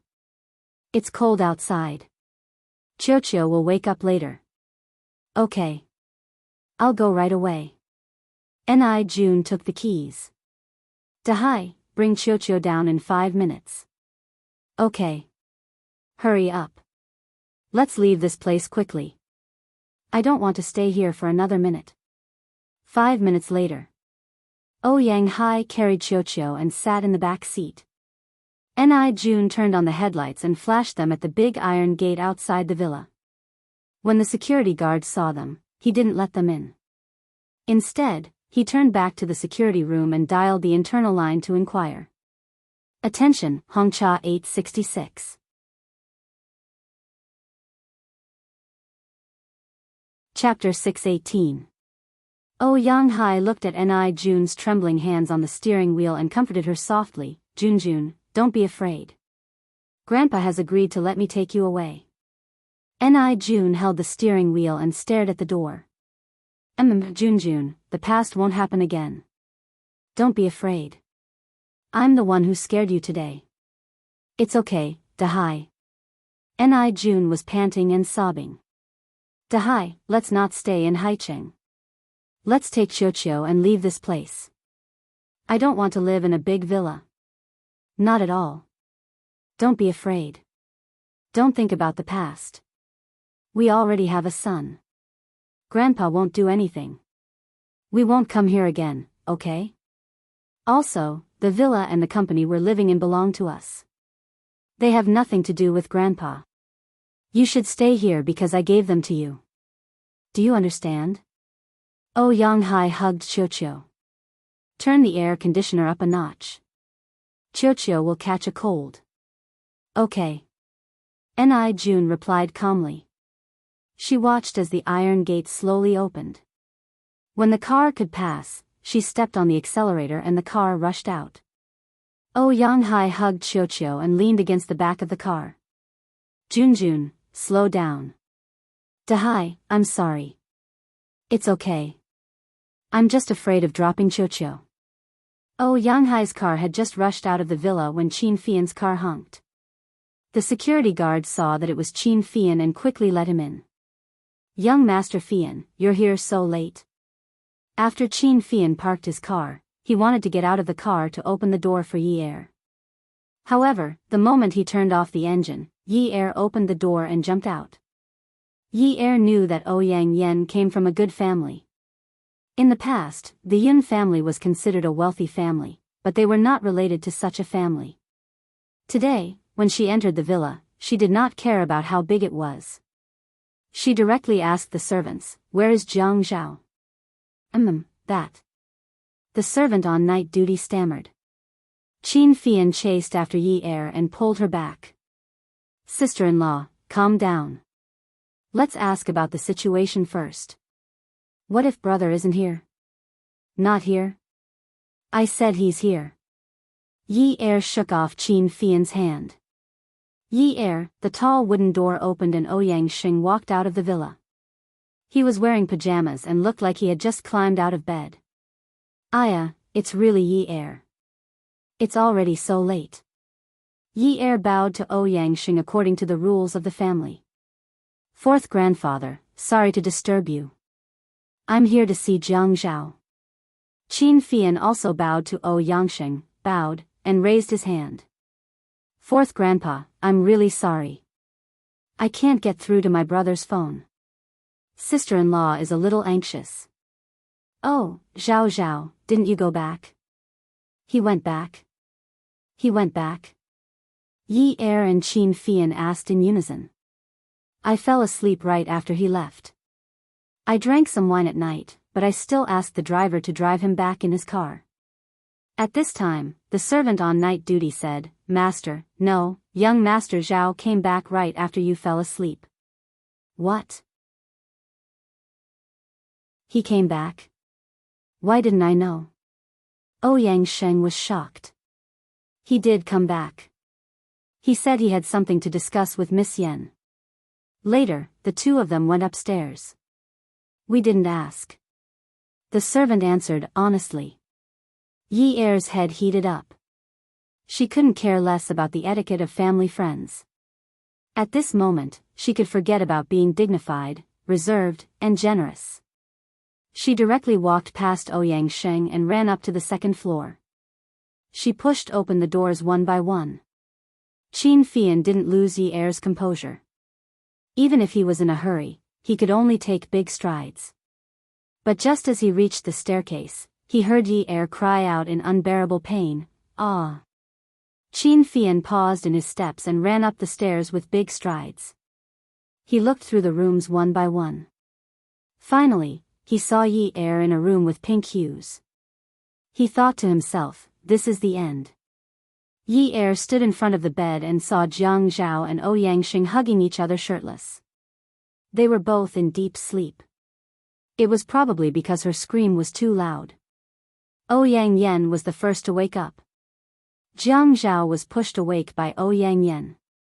When he opened his eyes and saw Yi Er, he frowned and called out softly, Yi Er? Yunyi? It was one thing to see a bloody killing scene in a movie. It was another thing to be thrown into a bloody killing scene and participate in a battle for life. It was just like Yi Er's feelings at this moment. Yi Er had told herself countless times that if she didn't see it, she would pretend that it didn't happen. But she would always wake up from her self-hypnosis. Jiang Zhao always said that she was a little fox, but she always felt that Jiang Zhao was a ferocious tiger. Someone once said that interracial love would not end well. She felt that she was made of steel. Really, she always felt that she was a tall building made of steel and gold cement. Even a magnitude 8 earthquake couldn't do anything to her. She was thick-skinned. She wasn't afraid. Yun Yi. When Jiang Zhao realized that something was wrong, he immediately lifted the covers and got out of bed. When he lifted the covers, he realized that he wasn't wearing anything.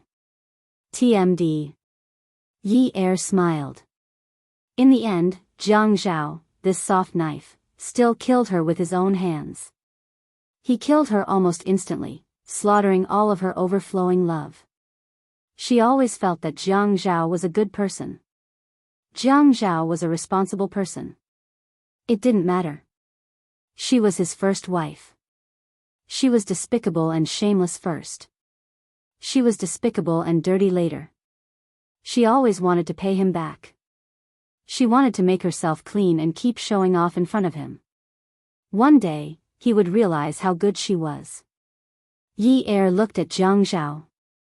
She couldn't control her tears. She wanted to control them.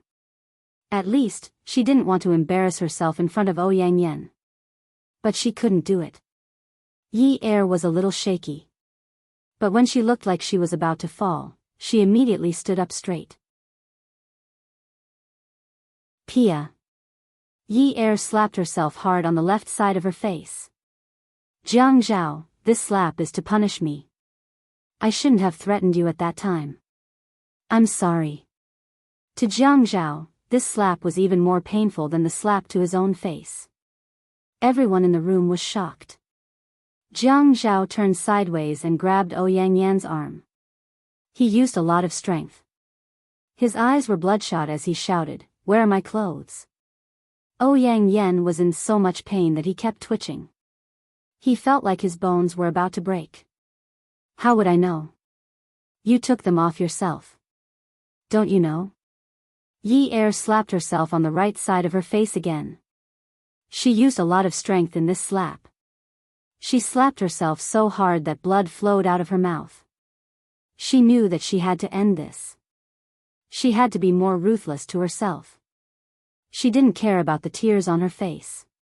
She also didn't care about the blood at the corner of her mouth.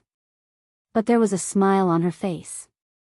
Jiang Zhao, this slap is my fault. I shouldn't have forced you to marry me. I'm sorry. Jiang Zhao shouted at Qin Fian, "Qin Fian. You better King get out. Or hold her back." Qin Fian couldn't react in time. He immediately grabbed Yi Er's hand. "Sister-in-law, calm down." Yi Er lowered her head and bit Qin Fian's hand. She bit Qin Fian until he cried out in pain. Yi Er glared at him fiercely. "Fian, let go. Let go." Yi Er's voice didn't fluctuate much. It was like a leaf falling off the branch in autumn. If there was wind, it would float. If there was no wind, it would fall. Jiang Zhao found his underwear under the covers. At this time, he couldn't think about the whole story. He only knew that it was useless to say anything now. He put on his pants and jumped off the bed. "Fian, get out. Brother, sister-in-law is also anxious about this. You. Qin Fian didn't know what to do at this time. It was better for him to leave early. When he went out, he also pushed Ouyang Xing out and closed the door. Yi Er looked at Jiang Zhao with contempt, disdain, and hatred. Jiang Zhao reached out to hug her, but he only held her arm. Yi Er was like a soap bubble. He was afraid that it would burst with a touch. "Yin Yi, listen to me." "I didn't." "Why are you explaining to me?" "Jiang Zhao, you don't have to explain to me. Take your filthy hand away. Yi Er smiled again.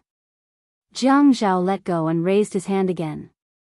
He wanted to wipe away the tears on her face and the blood at the corner of her mouth.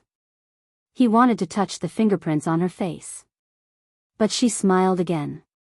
That smile was like a blunt knife that stabbed straight into his heart. His heart was like a knife that was being cut open with great difficulty. It was so painful that his whole body was trembling. In the past, he wanted her to be jealous. He wanted her to scream at him because of Ouyang Yen. But the result was not like this. Yin Yi, listen to me. I didn't. I promise, I didn't. Jiang Zhao only said that he didn't. He didn't do anything. His mind was in a mess. A large part of his memory was blank. Jiang Zhao, let go. I owe you. I've repaid the 2 slaps on your face, right? Jiang Zhao had never seen Yin Yi fall out with him like this. He was suddenly afraid and grabbed her elbow again. No, Yin Yi, you didn't. You owe me more than that. More than that. Yi Er roared back fiercely. I don't care. I admit that I've wronged you. I'm shameless. I'm cheap. I only have myself to blame for all of this. I admit it. I deserve it. But I don't owe Ouyang Yen anything. She slept with my man. I can't let her go. If you dare to stop me today, I'll fight you too, you adulterous couple. Yi Er pushed Jiang Zhao away. She put on her shoes and stepped onto Ouyang Yan's bed. She rushed over and pressed Ouyang Yan, who was watching the show with her shoulders bare, onto the bed. Pia. She slapped Ouyang Yan. Ah. Ouyang Yan. I'm slapping you this time because you're shameless. You seduced a married man. Pia. Another slap. I'm slapping you this time because you're shameless. You seduced my Yunyez man. Yin Yi, you're crazy. You're a shrew. Ouyang Yan wanted to resist, but Yi Er was already an angry beast. She had endless brute force. She wanted to be a shrew at this moment. She rode the Ouyang Yan. She was wearing thick clothes and had the advantage. When her hands were long enough to grab the Ouyang Yan's face, she kneeled down on the Ouyang Yan's hands. She couldn't hurt herself at all. Pia. When the 3rd slap landed, outside the door, Ouyang Sheng was hugged by Qin Fian. 4th Grandpa, don't go in. Let them settle it themselves, okay? Fian, let go.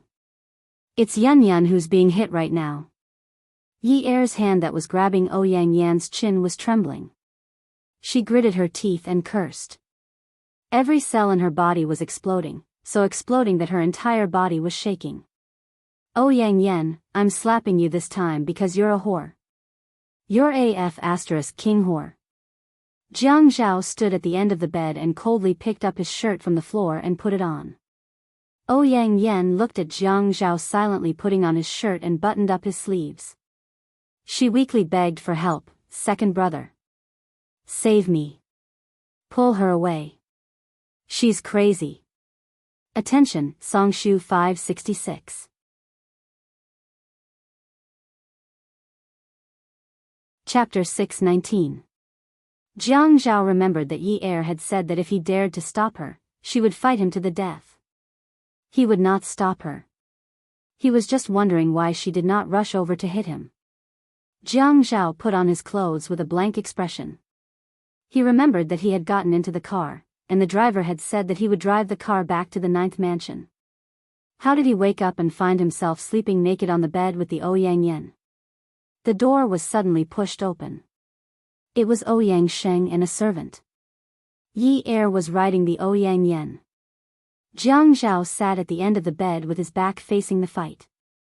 He was thinking about the problem he wanted to solve. When Ouyang Sheng came in and saw it, he was so angry that his blood pressure rose. He pointed at Yi Er on the bed and shouted, Yi Er. Get this crazy woman off the bed. Jiang Zhao stood up and grabbed the servant who was approaching the bed fiercely. He said calmly, let her hit me. After hitting that one, she still has to hit me. Only then will she be able to vent her anger. Jiang Zhao quickly froze himself. His voice was close to emotionless. He did not try to persuade or pull Yi Er away. He felt that Yi Er was right. He would wait for her to hit him until she was done venting her anger. Ouyang Sheng's eyes widened in disbelief. Jiang Zhao. Are you just going to watch her hit Yun Yun? Both the Ouyang Yen and I deserve to be hit. You came back on your own. Ouyang Sheng's words were loud and clear. Jiang Zhao seemed very calm at this moment. I don't know if I came back on my own. I don't remember what happened last night. You don't remember? Just by saying that you don't remember, you're pushing all the blame away. Responsibility? The one I should be responsible for has lost her rationality. Who do I need to be responsible for? Ouyang Sheng did not expect Jiang Zhao to be so cold-blooded. In Ouyang Sheng's eyes, Jiang Zhao had feelings for the Ouyang Yen. He just needed a catalyst. After someone catalyzed him, the suppressed feelings would explode. Grandpa, save me.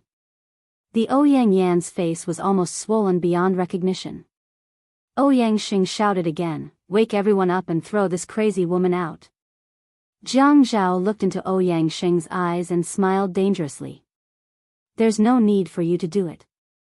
Walking to the head of the bed, she held Yi Er's hand and said gently, Yun Yi, let's go home. Go home? Where is home? Get lost. Yi Er struggled to escape from Jiang Zhao's hand. Ouyang Yen seized the opportunity to counterattack, but Jiang Zhao quickly let go of Yi Er and pressed down on Ouyang Yan's raised hand. Yi Er looked at him and slapped him across the face again. Despicable. How can you do such a shameless thing? You still have the face to fight back. Ouyang Yen was ready to throw caution to the wind. Now that she was pressed down by Jiang Zhao and allowed Yi Er to slap her, she could no longer throw caution to the wind. She screamed hysterically, Grandpa. At this moment, the servants outside the room rushed into the room. Under Ouyang Sheng's orders, they all wanted to pull Yi Er away. Jiang Zhao's eyes were cold. He still could not sort out what happened last night, but he knew that Yi Er needed to vent. No one could stop her. No one could hurt her. He lifted his long leg and kicked a burly man in the abdomen. When he put down his leg, he patted his pants and said coldly, This is between the three of us. No one else should interfere. You must interfere. You must throw this Yun Yi out of the family Ouyang. Ouyang Sheng shouted again. Qin Fian saw that this situation was not going to work. If he continued to pretend to be a gentleman, something big would happen. He took off the glasses on the bridge of his nose and threw them aside. He rushed over to the servant holding Yi Er by the back of her collar and threw her to the floor. He crouched down and punched the servant in the face. The room was suddenly in chaos. Ouyang Sheng ordered that Yi Er be thrown out, but he did not say that Jiang Zhao and Qin Fian were to be hit. These two young masters were not people that just anyone would dare to hit. Even if Ouyang Sheng ordered them to be hit, they would not dare to hit them too hard. Jiang Zhao inexplicably felt that he had been wronged. He did not know where this feeling came from, but he just felt that he had been wronged. As time passed, he felt that he had been wronged even more. If he really had any improper thoughts towards Ouyang Yen, what thoughts did he have? Today, when he got out of bed with Ouyang Yen, he did not say a word and suffered what he deserved. But he did not. He could not figure out how he could have gotten into Ouyang Yan's bed. But it was too chaotic now. He could not figure it out. He also needed to vent. Among the messy people in the room who wanted to pull Yi Er away, he picked one to vent his anger and beat them up one by one. Yi Er was still beating the mistress without any distractions. Jiang Zhao angrily hit the servant who wanted to throw Yi Er out of the family Ouyang. Yi Er was beating them up happily. She vented all the anger and humiliation she had accumulated over the past few days. At this moment, she did not want to be rational, did not want to think about the consequences, did not want to compromise. She only wanted to be Mrs. Jiang in a dignified manner for once. In order to let her beat them up happily, the two men did not stop their hands and feet for a moment. Yi Er could not hear the falling and hitting in the room at all. At this time, Ouyang Yen and Yi Er were fighting so fiercely that they were lying on the bed. Yi Er was still riding Ouyang Yen and holding her hand tightly. He glanced at Ouyang Sheng and smiled at the messy people in the room. He laughed coldly and said, "Do you want to see how your miss looks without her underwear and panties? I'll open your eyes, okay?" Ouyang Sheng looked at the men and women in the room. He raised his hand and pointed at Yi Er. His fingertips were trembling as if they were cramping. "Yun Yi Er. You dare. Ha, fourth master, you also want to see? I want to see your shameless granddaughter. What kind of figure does she have? Take a look at what kind of woman can seduce someone else's husband. Yun Yi Er, you vulgar woman." Ouyang Sheng felt that he was about to have a heart attack. Yi Er slowly pulled the quilt on Ouyang Sheng's chest. "I'm vulgar. I can't play with the elegance of you people." Ouyang Yen anxiously shouted, "Grandpa! Tell them to get out. Tell them to get out. Yun Yi Er, don't do anything stupid." "I won't do anything stupid. I'll pull it down bit by bit. I won't lift it up directly. I promise I won't do anything stupid." Yi Er's face still had the marks of her own fingers. When she smiled, she looked like a poppy with countless thorns. Ouyang Sheng had thought of many outcomes, but he never thought that Yi Er would throw caution to the wind like this. In his eyes, the scandals of the rich and powerful could be covered up and kept secret. In addition, Yi Er's father was in trouble. She wouldn't provoke Jiang Zhao. At this moment, he didn't dare to think too much about it. He asked the servants in the room to leave quickly. But he didn't dare to leave. Yun Yi Er had gone crazy. In fact, Yi Er was holding a knife to her own death by throwing a tantrum. She wanted to die faster. It would be good if she died. She wouldn't have to live like this anymore. She wanted to reward herself before she died. She wanted to release all the suppressed humanity in her. At this moment, she didn't do it for anyone else. She only did it for herself, for her own comfort. At this moment, she didn't want to be the glamorous Mrs. Jiang. She wanted to be the legal wife who could fight against the mistress, beat the mistress, and kill the mistress. Even if it was only for a moment, even if she wouldn't be the legal wife in the future, she didn't care. She didn't want to be Mrs. Jiang anymore.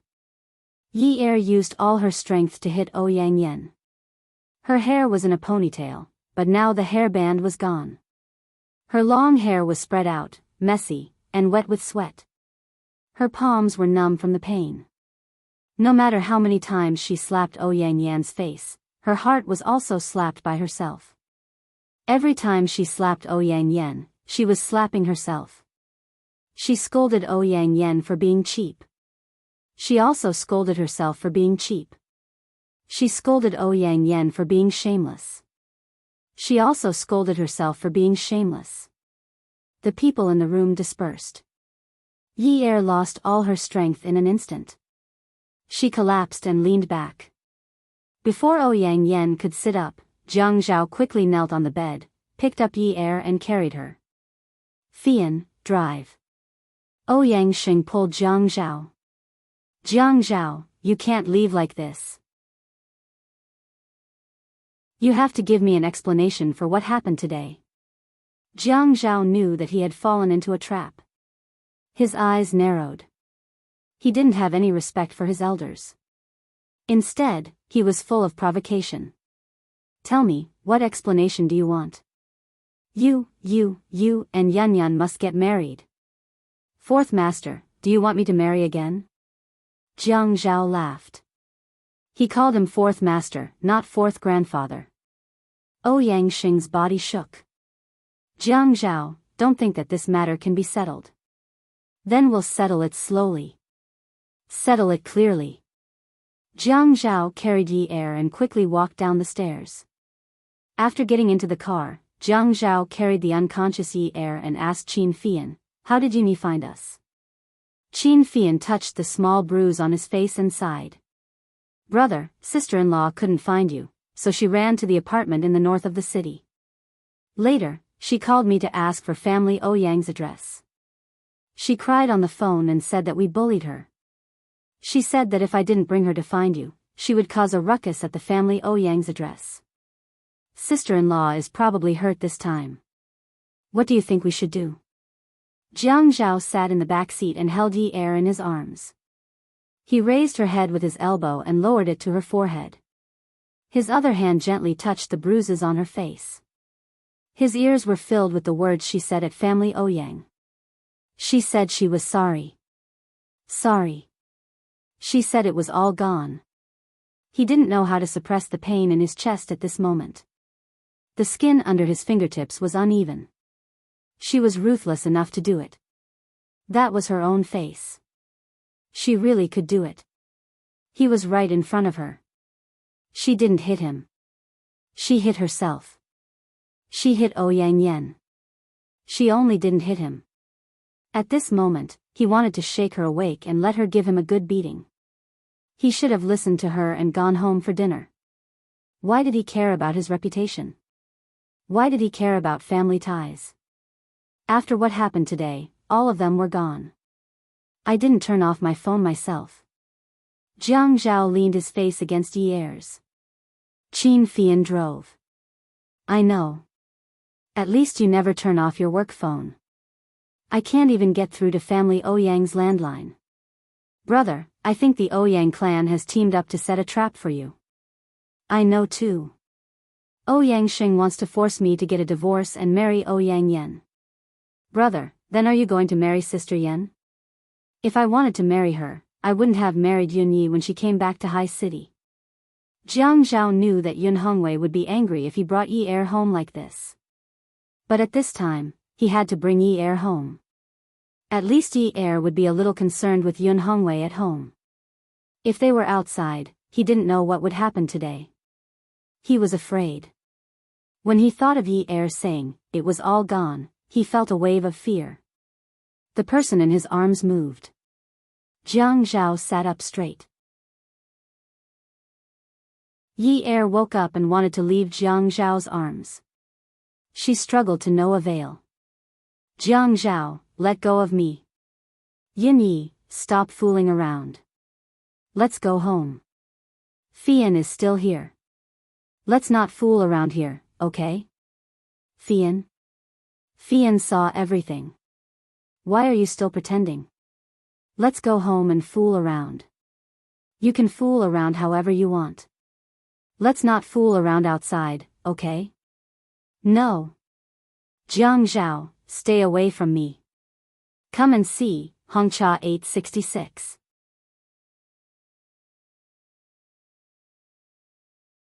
Chapter 620. Jiang Zhao was a person who cared about his reputation, and he would not say anything to coax a woman in front of others. He would feel embarrassed. No matter what, a man should act like a man. The world belonged to men. A woman only needed to take care of the house and take care of the children. She did not need to be a strong woman like his mother. Strong women were too difficult to serve. Therefore, he felt that obedient women were especially cute. He was used to Gigai's Yi Er, the obedient Yi Er. But from today onwards, Yi Er would be different. Honey, let's stop fooling around. Let's go home and talk. Even if Qin Fian was here, he still coaxed her. Go home? Yi Er sat on Jiang Zhao's lap and was hugged tightly by him. Her nose twitched, and tears rolled down her cheeks again. She looked out the window at the receding shadows of the trees, lights, and thousands of high-rise buildings. I don't have a home anymore. I sold all my family's houses. After her father committed a crime, she lost her home. Qin Fian and Jiang Zhao had been brothers for many years, so he naturally knew Jiang Zhao's character. He held the steering wheel with one hand and plugged the earphone cable into the MP3 player. He put the earphones in his ears and began to listen to the music, humming a few lines from time to time. Although Jiang Zhao's words were gentle, his actions were very rough. He restrained the woman in his arms in any way he could. Yin Yi, we are husband and wife. Our marriage certificate is stamped with a steel seal. Right? Yi Er turned her head and looked seriously into Jiang Zhao's eyes. When had his gaze ever been like this? In the past, when he said this, he was domineering and teasing, but he was not innocent. Pitiful. Now, the pitiful person was clearly the one who was pitiful, but he was pitiful. At this moment, she smiled bitterly. It was a kind of pain that neither heaven nor earth responded. This man really wanted to enjoy the happiness of having 2 wives. However, she could not hold on any longer. She shook her head and did not speak anymore. If he wanted to hug her so domineeringly, then so be it. In any case, he was used to it. He was used to being so domineering. He was used to getting whatever he wanted and having others give him whatever he wanted. But in the future, she wouldn't give it to him anymore. She couldn't afford it. Jiang Zhao saw that Yi Er had stopped arguing with him. She even smiled and shook her head. She did not speak, argue, or make a fuss. He did not say a word. It was too quiet. It was so quiet that all the pores on his body were trembling with fear. Fear, he had felt it before. At that time, when she was in a car accident and unconscious, he felt fear every day. He watched as she turned her head away and looked out of the window. She didn't struggle, resist, or get angry. She just remained silent. He held her by the shoulder and shook her. Hey! Yin Yi, go ahead and make a fuss. I don't care about you anymore. If you want to make a fuss, go ahead, alright? You can make a fuss however you want. Yi Er wanted to block out Jiang Zhao's voice from her eardrums, but she couldn't. Not to mention his voice, even his breath was burning her eardrums inch by inch. I've already made a fuss. Don't talk anymore. Let me be alone. Jiang Zhao, let me be alone, alright? No, he couldn't let her be alone. If she continued to be quiet, he didn't know what would happen. He smiled and said gently, Yin Yi, let's talk. Yin Yi, let's talk. Yin Yi, we've been married for so long. I've been busy and haven't had the time to go on our honeymoon. Honeymoons are popular now. Let's discuss where we should go before we get married, alright? I haven't had a long vacation this year. I'll apply for a vacation in the next few days. Let's go out together. I'll take you to relax, alright? Yin Yi, what kind of weather do you like? Is it the tropical scenery or the northern European snow sea? Or the blue sea or the soft beach? Or the rainforest? Yin Yi, you're so good at cooking. Why don't we go to a few more countries and try the delicacies of those places? You're so smart, you'll definitely learn to be authentic. In the future, we can also eat authentic foreign food at home. It'll definitely be better than a 5-star restaurant. Yi Er took in a long breath. Her hair was very messy, and the parts of her hair that weren't in good condition looked very coarse. At this moment, her messy hair made her face look very small and very pale. Her shoulders had been drooping the whole time, and her neck was soft as if it had no bones. This long breath interrupted Jiang Zhao's vivid speech. Zhao, she was powerless, sighing, weak, slightly choked, and a touch of despair. The ripples in her eyes blurred the scenery outside the window. When Jiang Zhao heard this, he lowered his head and rested it on Yi Er's thin shoulder. He held her other shoulder tightly in his hand, and the bones in his hand rubbed against his nerves. His heart was filled with suppressed pain. That kind of pain could have been disguised by talking loudly, but when he heard her use that voice to call him affectionately in the past, the pain came and there was nowhere to hide. Yin Yi, it's better if you don't say anything. I'm also very confused. Don't say anything. Don't tell me your feelings. Don't say anything, okay? Jiang Zhao was pulled by 2 opinions in his mind. One opinion was to let her talk more, let her make a fuss, don't let her be bored. The other opinion was to not let her say anything. The words that came out of her mouth would definitely not be good. It would definitely be something that he could not accept. He did not want her to say anything. Zhao, the mist in her eyes was blinked out of her eyes, and the scenery in front of her became clear again. She saw through the night after the luxury faded away. It was too lonely. Even the asphalt road that was congested during the day was crying out for loneliness. It must have forgotten that during the day, it was blocking and cursing and swearing not to be a road. It hated how those four-wheeled and two-wheeled vehicles bullied it, how they did not cherish it, and how they did not know how to be grateful. When it was lonely, it felt that it was just a road. No one walked on it, no cars passed by it. Was it still called a road? Yi Er shook her head and smiled bitterly. It was a pity that she did not have the ability to withstand pressure like the asphalt road. She was afraid of being bullied, afraid of not being cherished. She hated that others could not see her efforts and did not know how to be grateful. She was selfish, afraid of pain, and knew how to retreat. She did not want to fight for it anymore. Zhao, let's just leave it at that. Yunyi, you're all sweaty tonight. When we go back, let's take a shower. Let's take a hot bath, okay? Let's go out for breakfast as a family tomorrow morning. Don't cook at home. It's too tiring. Yi Er was just about to speak when Zhang Zhao immediately continued, not giving her a chance to interrupt. Oh right, I'll go home earlier tomorrow. Let's go watch a movie. I haven't watched a movie in a long time. I don't even remember what the director of the movie theater looks like. Zhang Zhao, don't talk anymore. Can you be quiet? Yi Er slowly exhaled. She was a little shaky and a little disorderly. Zhang Zhao was stunned. He looked at Yi Er's slouched shoulders and her chin. In the past, it was her who chattered endlessly.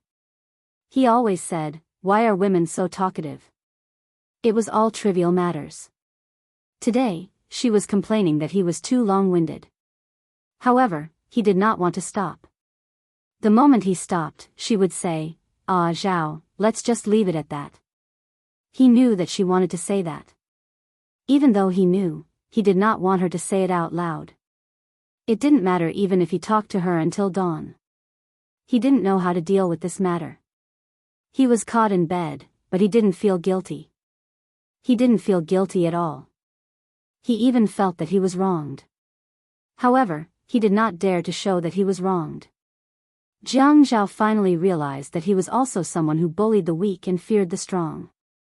When Yi Er was soft, he would pinch her. He would pinch her however he wanted. Now that she was being tough, he could not take it anymore. He did not dare to pinch her for fear that he would crush her. Then you should be quiet for a while too, okay? If you don't talk, I won't talk. If you talk, I'll talk. Zhang Zhao buried his head in the crook of Yi Er's neck. His expression and tone were shameless. However, the arm around Yi Er's body was seriously carrying out his original intention. He did not dare to relax at all. The car turned into 9th Mansion. Qin Fian stopped the car in front of the building where Zhang Zhao lived. He pulled out his earplugs and looked at Yi Er, whose eyes were swollen like peaches. Sister-in-law, have a good rest. Do you want me to get someone to accompany you shopping tomorrow? I'll have a good rest. Fian, you should go back. It's been hard on you. I'm sorry for disturbing you today.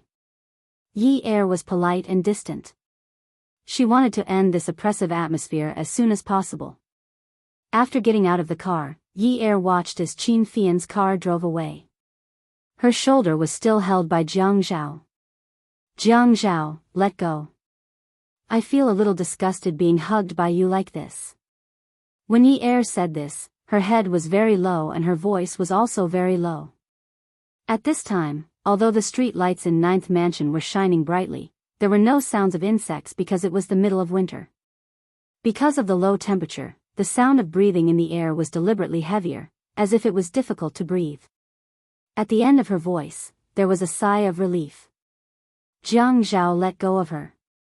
Yin Yi, about what happened today, I didn't ask you to forgive me. Yi Er pursed her lips and looked up at Jiang Zhao. She looked at his innocent face. He would never ask her to forgive him. He could have sex with Ouyang Yan anywhere he wanted. He had already given her a lot of face today. He let her, the first wife, bask in the limelight outside. He could hit the second wife however he wanted. Should she kneel down and kowtow to him? Jiang Zhao continued. You can punish me. I've done something wrong, so I should be punished. Jiang Zhao's mind was in a knot again. He turned around and punched the stone door pillar. What was he doing? It was just admitting his mistake. Why was he so unwilling to admit his mistake? He clearly wanted her to forgive him, but he felt that he wasn't in the wrong. He wanted to slap himself. How did he become so stubborn? Jiang Zhao, let's go back. Let's talk. Yi Er turned around and went into the building. Jiang Zhao quickly chased after Yi Er and pulled her back. Yin Yi. He looked at Yi Er's blank expression. She wasn't as agitated as she was at the family Ouyang. However, God's sorrow sighed. The fingerprints on her face constantly reminded him that he was the one who had slapped her. Although she had done it herself, he was the one who had slapped her. Not only had he slapped her face, but he had also slapped her somewhere he couldn't see. Yin Yi, Daddy is at home. Jiang Zhao knew that he was being despicable at this moment. He knew what Yi Er wanted to talk to him about and what she wanted to argue with him about. Yi Er had always been calm. Even if she wasn't, she would pretend to be calm. She had been like this from the beginning when he first met her. She was clearly afraid and timid, but she dared to look into his eyes without blinking. No matter how coldly and fiercely he threatened her, she didn't back down. He knew that she could pretend. Just like now. She was clearly upset, but she was using a blank expression to hide it. She had to pretend to be calm. He couldn't go along with her. He knew that he was in the wrong. Although he also felt that it was ridiculous, he couldn't let her do as she pleased. He despicably hinted to her that there was an elderly person at home. They couldn't quarrel. They had to be harmonious and couldn't hurt the elderly. He knew that she was filial and could never bear to let Yun Hongwei worry about her happiness. He knew that she would smile in front of Yun Hongwei, but he was worried that she wouldn't be able to continue pretending. He was worried that she would make a fuss. He was worried that Yun Hongwei would force them to divorce. Welfare, Hongcha 866.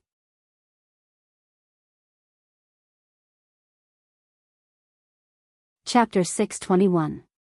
Yi Er smiled bitterly and shook her head again. Jiang Zhao had lost count of how many times he had seen her smile like this tonight, and every smile was bitter.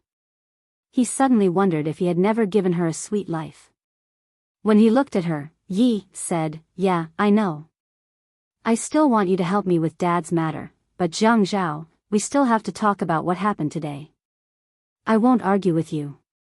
Regarding Dad's matter, if you're willing to help me in the future, then help me. If you're unwilling to help me, then I'll think of another way.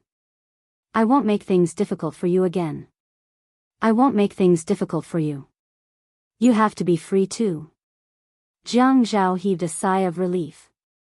At this moment, he finally understood the meaning behind her smile. He had misunderstood. He reached out and rubbed his face. That's right, the problem she was most worried about was not what he was thinking, but Yun Hongwei's case. Since when did he think that she cared about letting Yun Hongwei see her happy? Forget it all.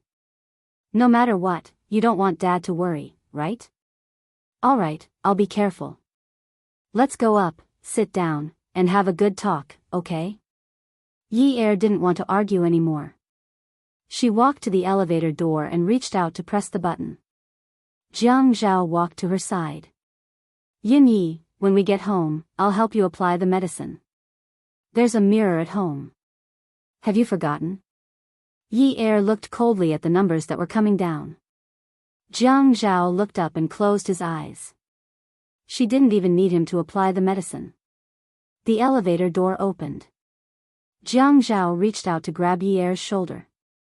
Yi Er said, "Didn't I tell you? Don't touch me." Jiang Zhao's arm hung awkwardly in the air. He felt that he was especially shameless at this moment. Really, he had clearly done something wrong to her, yet he still wanted to thicken his skin and try to get closer to her. She already despised him, yet he still wanted to treat her words as if they were her words. Her words were bullshit. He had never been so thick-skinned in his life outside. But, what could he do? He watched as the elevator door was about to close. He stepped in with his long legs and said angrily as usual, "Why didn't you wait for me? You didn't even wait for your husband. What are you trying to do?"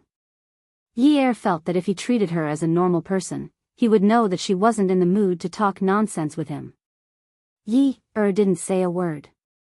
The elevator went up steadily and quickly, but Jiang Zhao felt like a year had passed in this quiet space.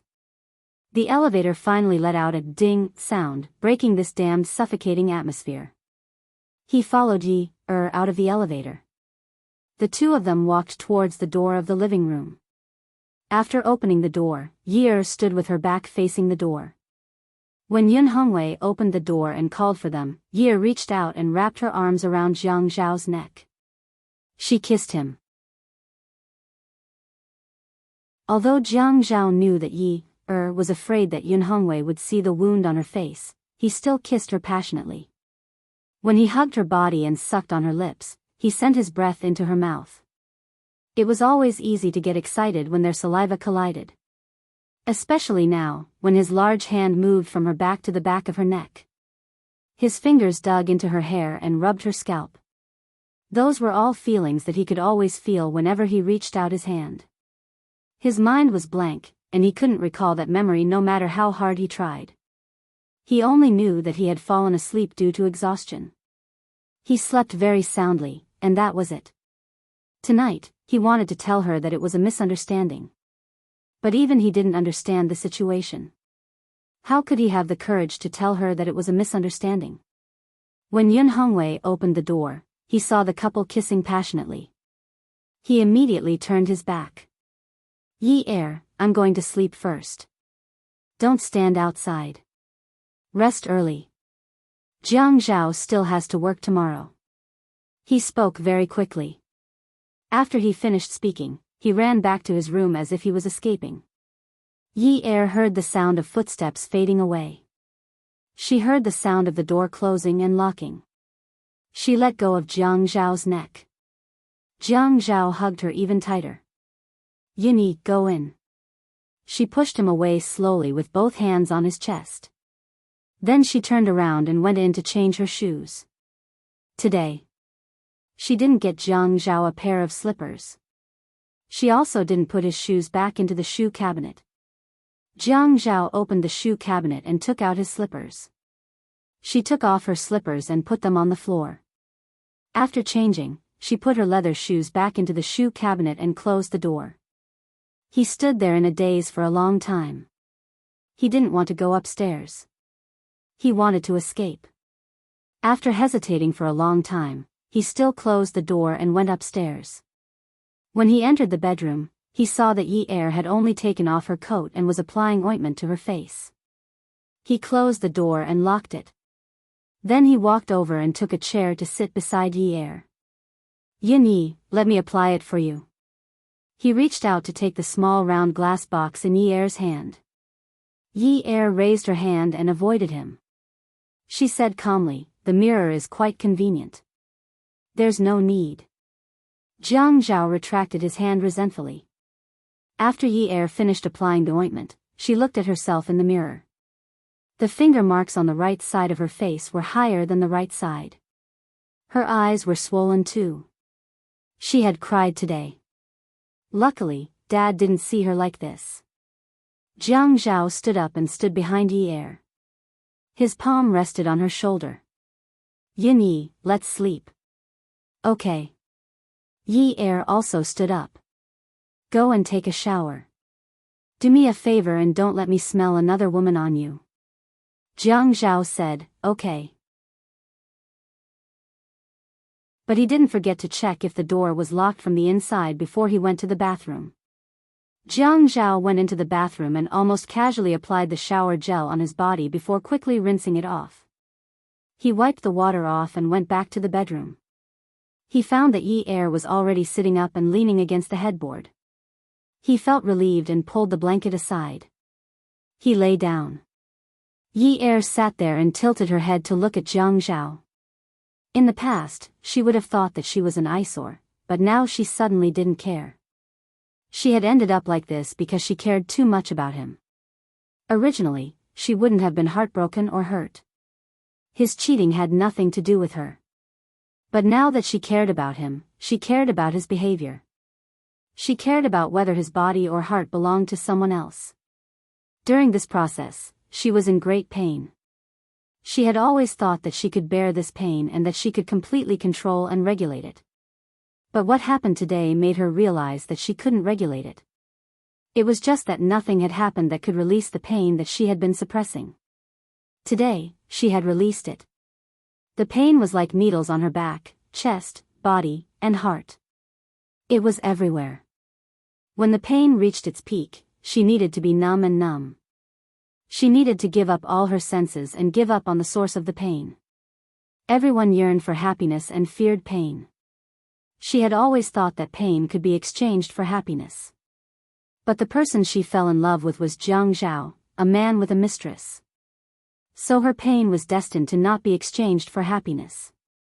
It would only be more painful. She breathed out shakily and called out his name with a trembling voice. Jiang Zhao. Jiang Zhao turned around and adjusted the blanket. Yin Yi, I'm very sleepy. It's too late. If you have anything to say, let's talk tomorrow. Jiang Zhao, actually between us, Yi Er heard the man's even breathing. Although it was even, it was much heavier than usual. It was as if he was afraid that others couldn't hear that his breathing was even. Yi Er raised her head and leaned against the soft back of the bed. When she stared at the ceiling, tears fell from the corners of her eyes. Her life was deformed. When she was the daughter of a wealthy family, it was just like what her mother said. She didn't behave like the daughter of a wealthy family at all. Now that she was in dire straits, she learned how to conduct herself. She could actually change roles so quickly. At that time, she knew that there was a kind of human nature that was forced out of her. Ever since her father went to prison, she hadn't been able to be herself properly. Whenever she met people with power and influence, she had to be pleasant and pleasant. She always felt that if there was any chance that she could build a relationship with her father, she wouldn't let it go. She was deformed and twisted the complete human nature that she should have. She was already used to using those things on her husband. However, she didn't get the love she wanted. All she got was betrayal. In fact, she really wanted to live for herself. Really, purely for herself. Just like that night when she beat up the Ouyang Yen. At that time, she felt so good that she didn't care about anything. She wasn't afraid of anyone. She just dared to go all out. If we get divorced, you won't care about my father anymore, right? The sound of her sniffling was a little loud. She reached out and pulled the tissue from the tissue box on the bedside table. She rolled it into a ball and rolled it over her eyes. She knew that with Jiang Zhao's status, he wouldn't divorce easily unless he was really widowed. Jiang Zhao closed his eyes and continued to breathe. He listened to her sniffling. He also wanted to take a piece of tissue for her to wipe her tears. He also knew that he had let her down today. He would just pretend that he was shameless to the end.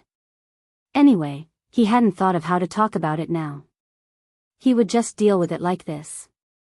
If she wanted to quarrel, he would let her quarrel. If she wanted to make a fuss, he would let her make a fuss. He would just not respond. He didn't want to talk.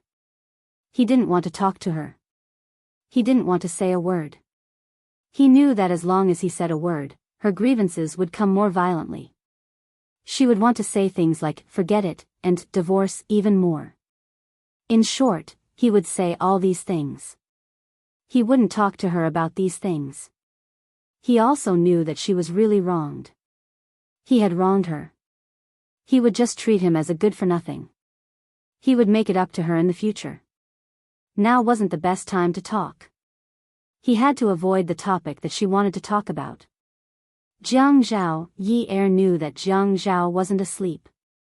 If he was, he wouldn't be lying on his side like this. Even his shoulders were stiff. She knew that his back was stiff under the blanket. He was just passively resisting her. He just didn't want to get a divorce. He didn't want to argue with her. Jiang Zhao, actually, I don't want a divorce at all. Really?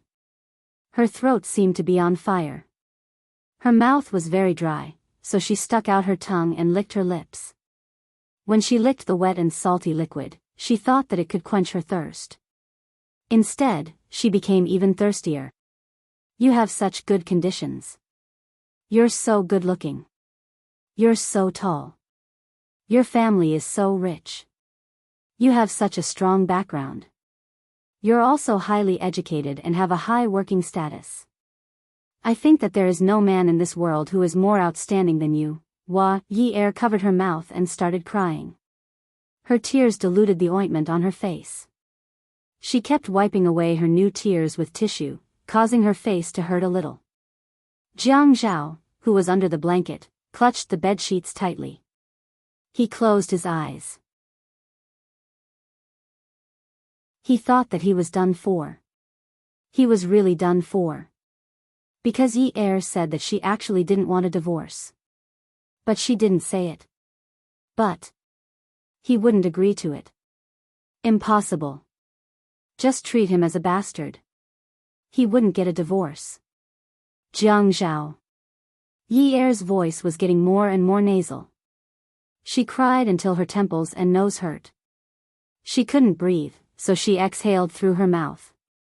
Jiang Zhao, I don't know why I lost to you just like that.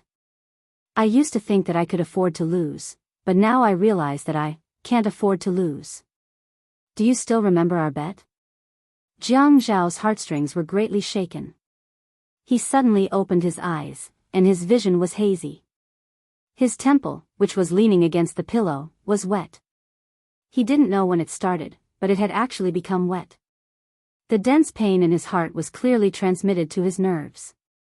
Jiang Zhao, although I love you and have loved you for a long time, I still want a divorce. I don't want to please you anymore. I don't want to humiliate myself. It's fine if you don't help me with Dad's matter. I know that you asked me to get close to Xia Qian in the past so that she could use the media to expose the mastermind. I won't let Xia Qian take this risk. I will bear all the consequences. Now, I just want a divorce. Add Xinwu 799.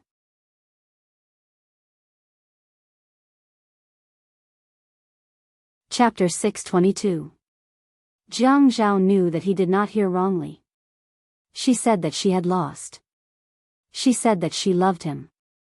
It was as if the dark sky was suddenly split open by lightning, and the world was illuminated by the white light. Almost instantly, he turned over and sat up. His upper body was still naked, and there was not a trace of excess flesh on his muscular body. She said that she wanted him to do a good deed and wash away the smell of other women. He did not know if he had washed himself clean. At that time, he only wanted to deal with her first and not let her run away. He did not know where this thought came from, but he kept feeling that she was going to run away. Perhaps it was because he had accidentally changed the channel on TV. After being caught in bed, women usually ran away from the door. Although she did not run away at that time, she could vent.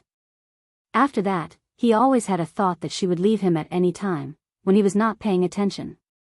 This feeling made him feel unsafe at all. He was so flustered that he felt like a cat's claws could scratch him at any time. Yi Er did not take a shower. She only took off her coat and wore a round-neck sweater. She was still wearing her pants and socks. She just sat on the bed and had no intention of sleeping at all. She looked at Jiang Zhao. She saw that his eyelashes were still a little wet, and she saw that he was looking at her in a daze. She did not know which sentence of hers had touched this man so much. It turned out that he could also be touched. After hurting her, he was touched to the point that his eyes were filled with soft heartache and reluctance. Yunyi Jiang Zhao leaned over and hugged Yi Er. His arms tightened and he used force to pull her into his embrace. He wrapped his palm around her head and let her face lean against his. The tears on her face were sticky with the ointment. The ointment smelled of mint, but he could smell the salty tears. It was very clear. The lines of her sweater rubbed against his skin.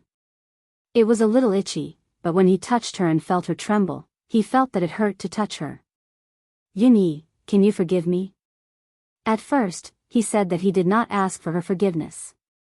No matter how she punished him, he deserved it. But now, he hoped that she would forgive him. If she forgave him, this page would be over. If she forgave him, they could continue to live a good life. He knew that he was a jerk, but he still wanted her to turn the page. He had never thought that he would hear the word love from Yi Er's mouth. She had said that she had fallen in love with him a long time ago. Was he too slow to react, or was he too caught up in the way they knew each other? And the medium that brought them together? His heart felt like it had been covered with glue, and someone had quickly dried it with a hairdryer. The glue had dried and shrunk, causing his heart to tighten. He wanted her love, but he didn't want to get it by ending their marriage. He would rather she never say it out loud.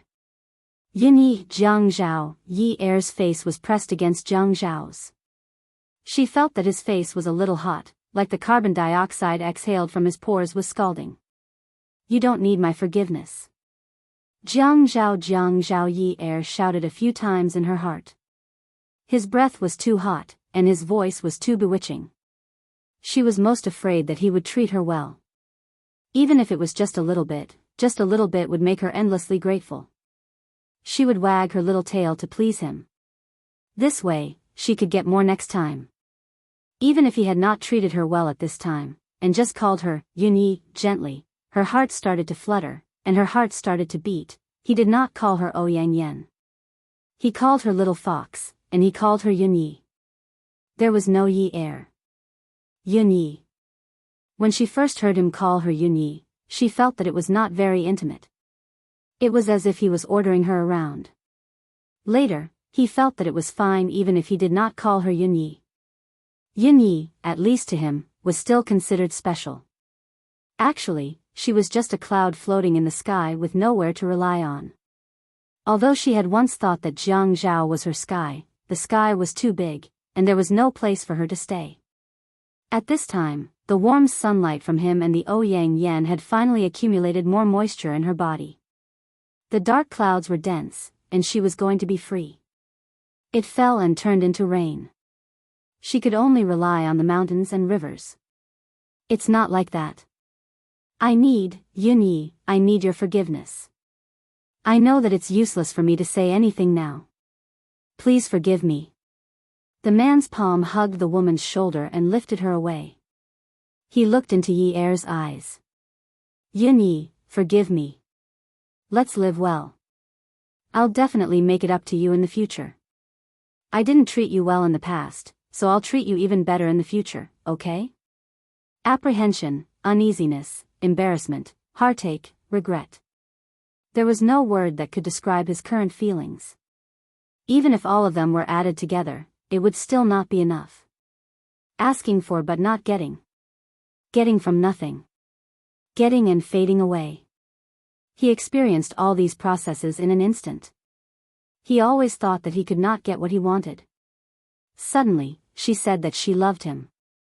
Suddenly, he got what he wanted. Suddenly, she said that she did not want him anymore. Jiang Zhao, Yi Er brushed away Jiang Zhao's hand and lay down. She was like a female corpse, lying down straight. The tight sweater wrapped around her body, and he could see the ups and downs of her emotions caused by her breathing. Jiang Zhao, marriage is not like my parents. It's not like yours, and it's definitely not like ours. Yi Er closed her eyes. She did not look at Jiang Zhao's shadow when she spoke.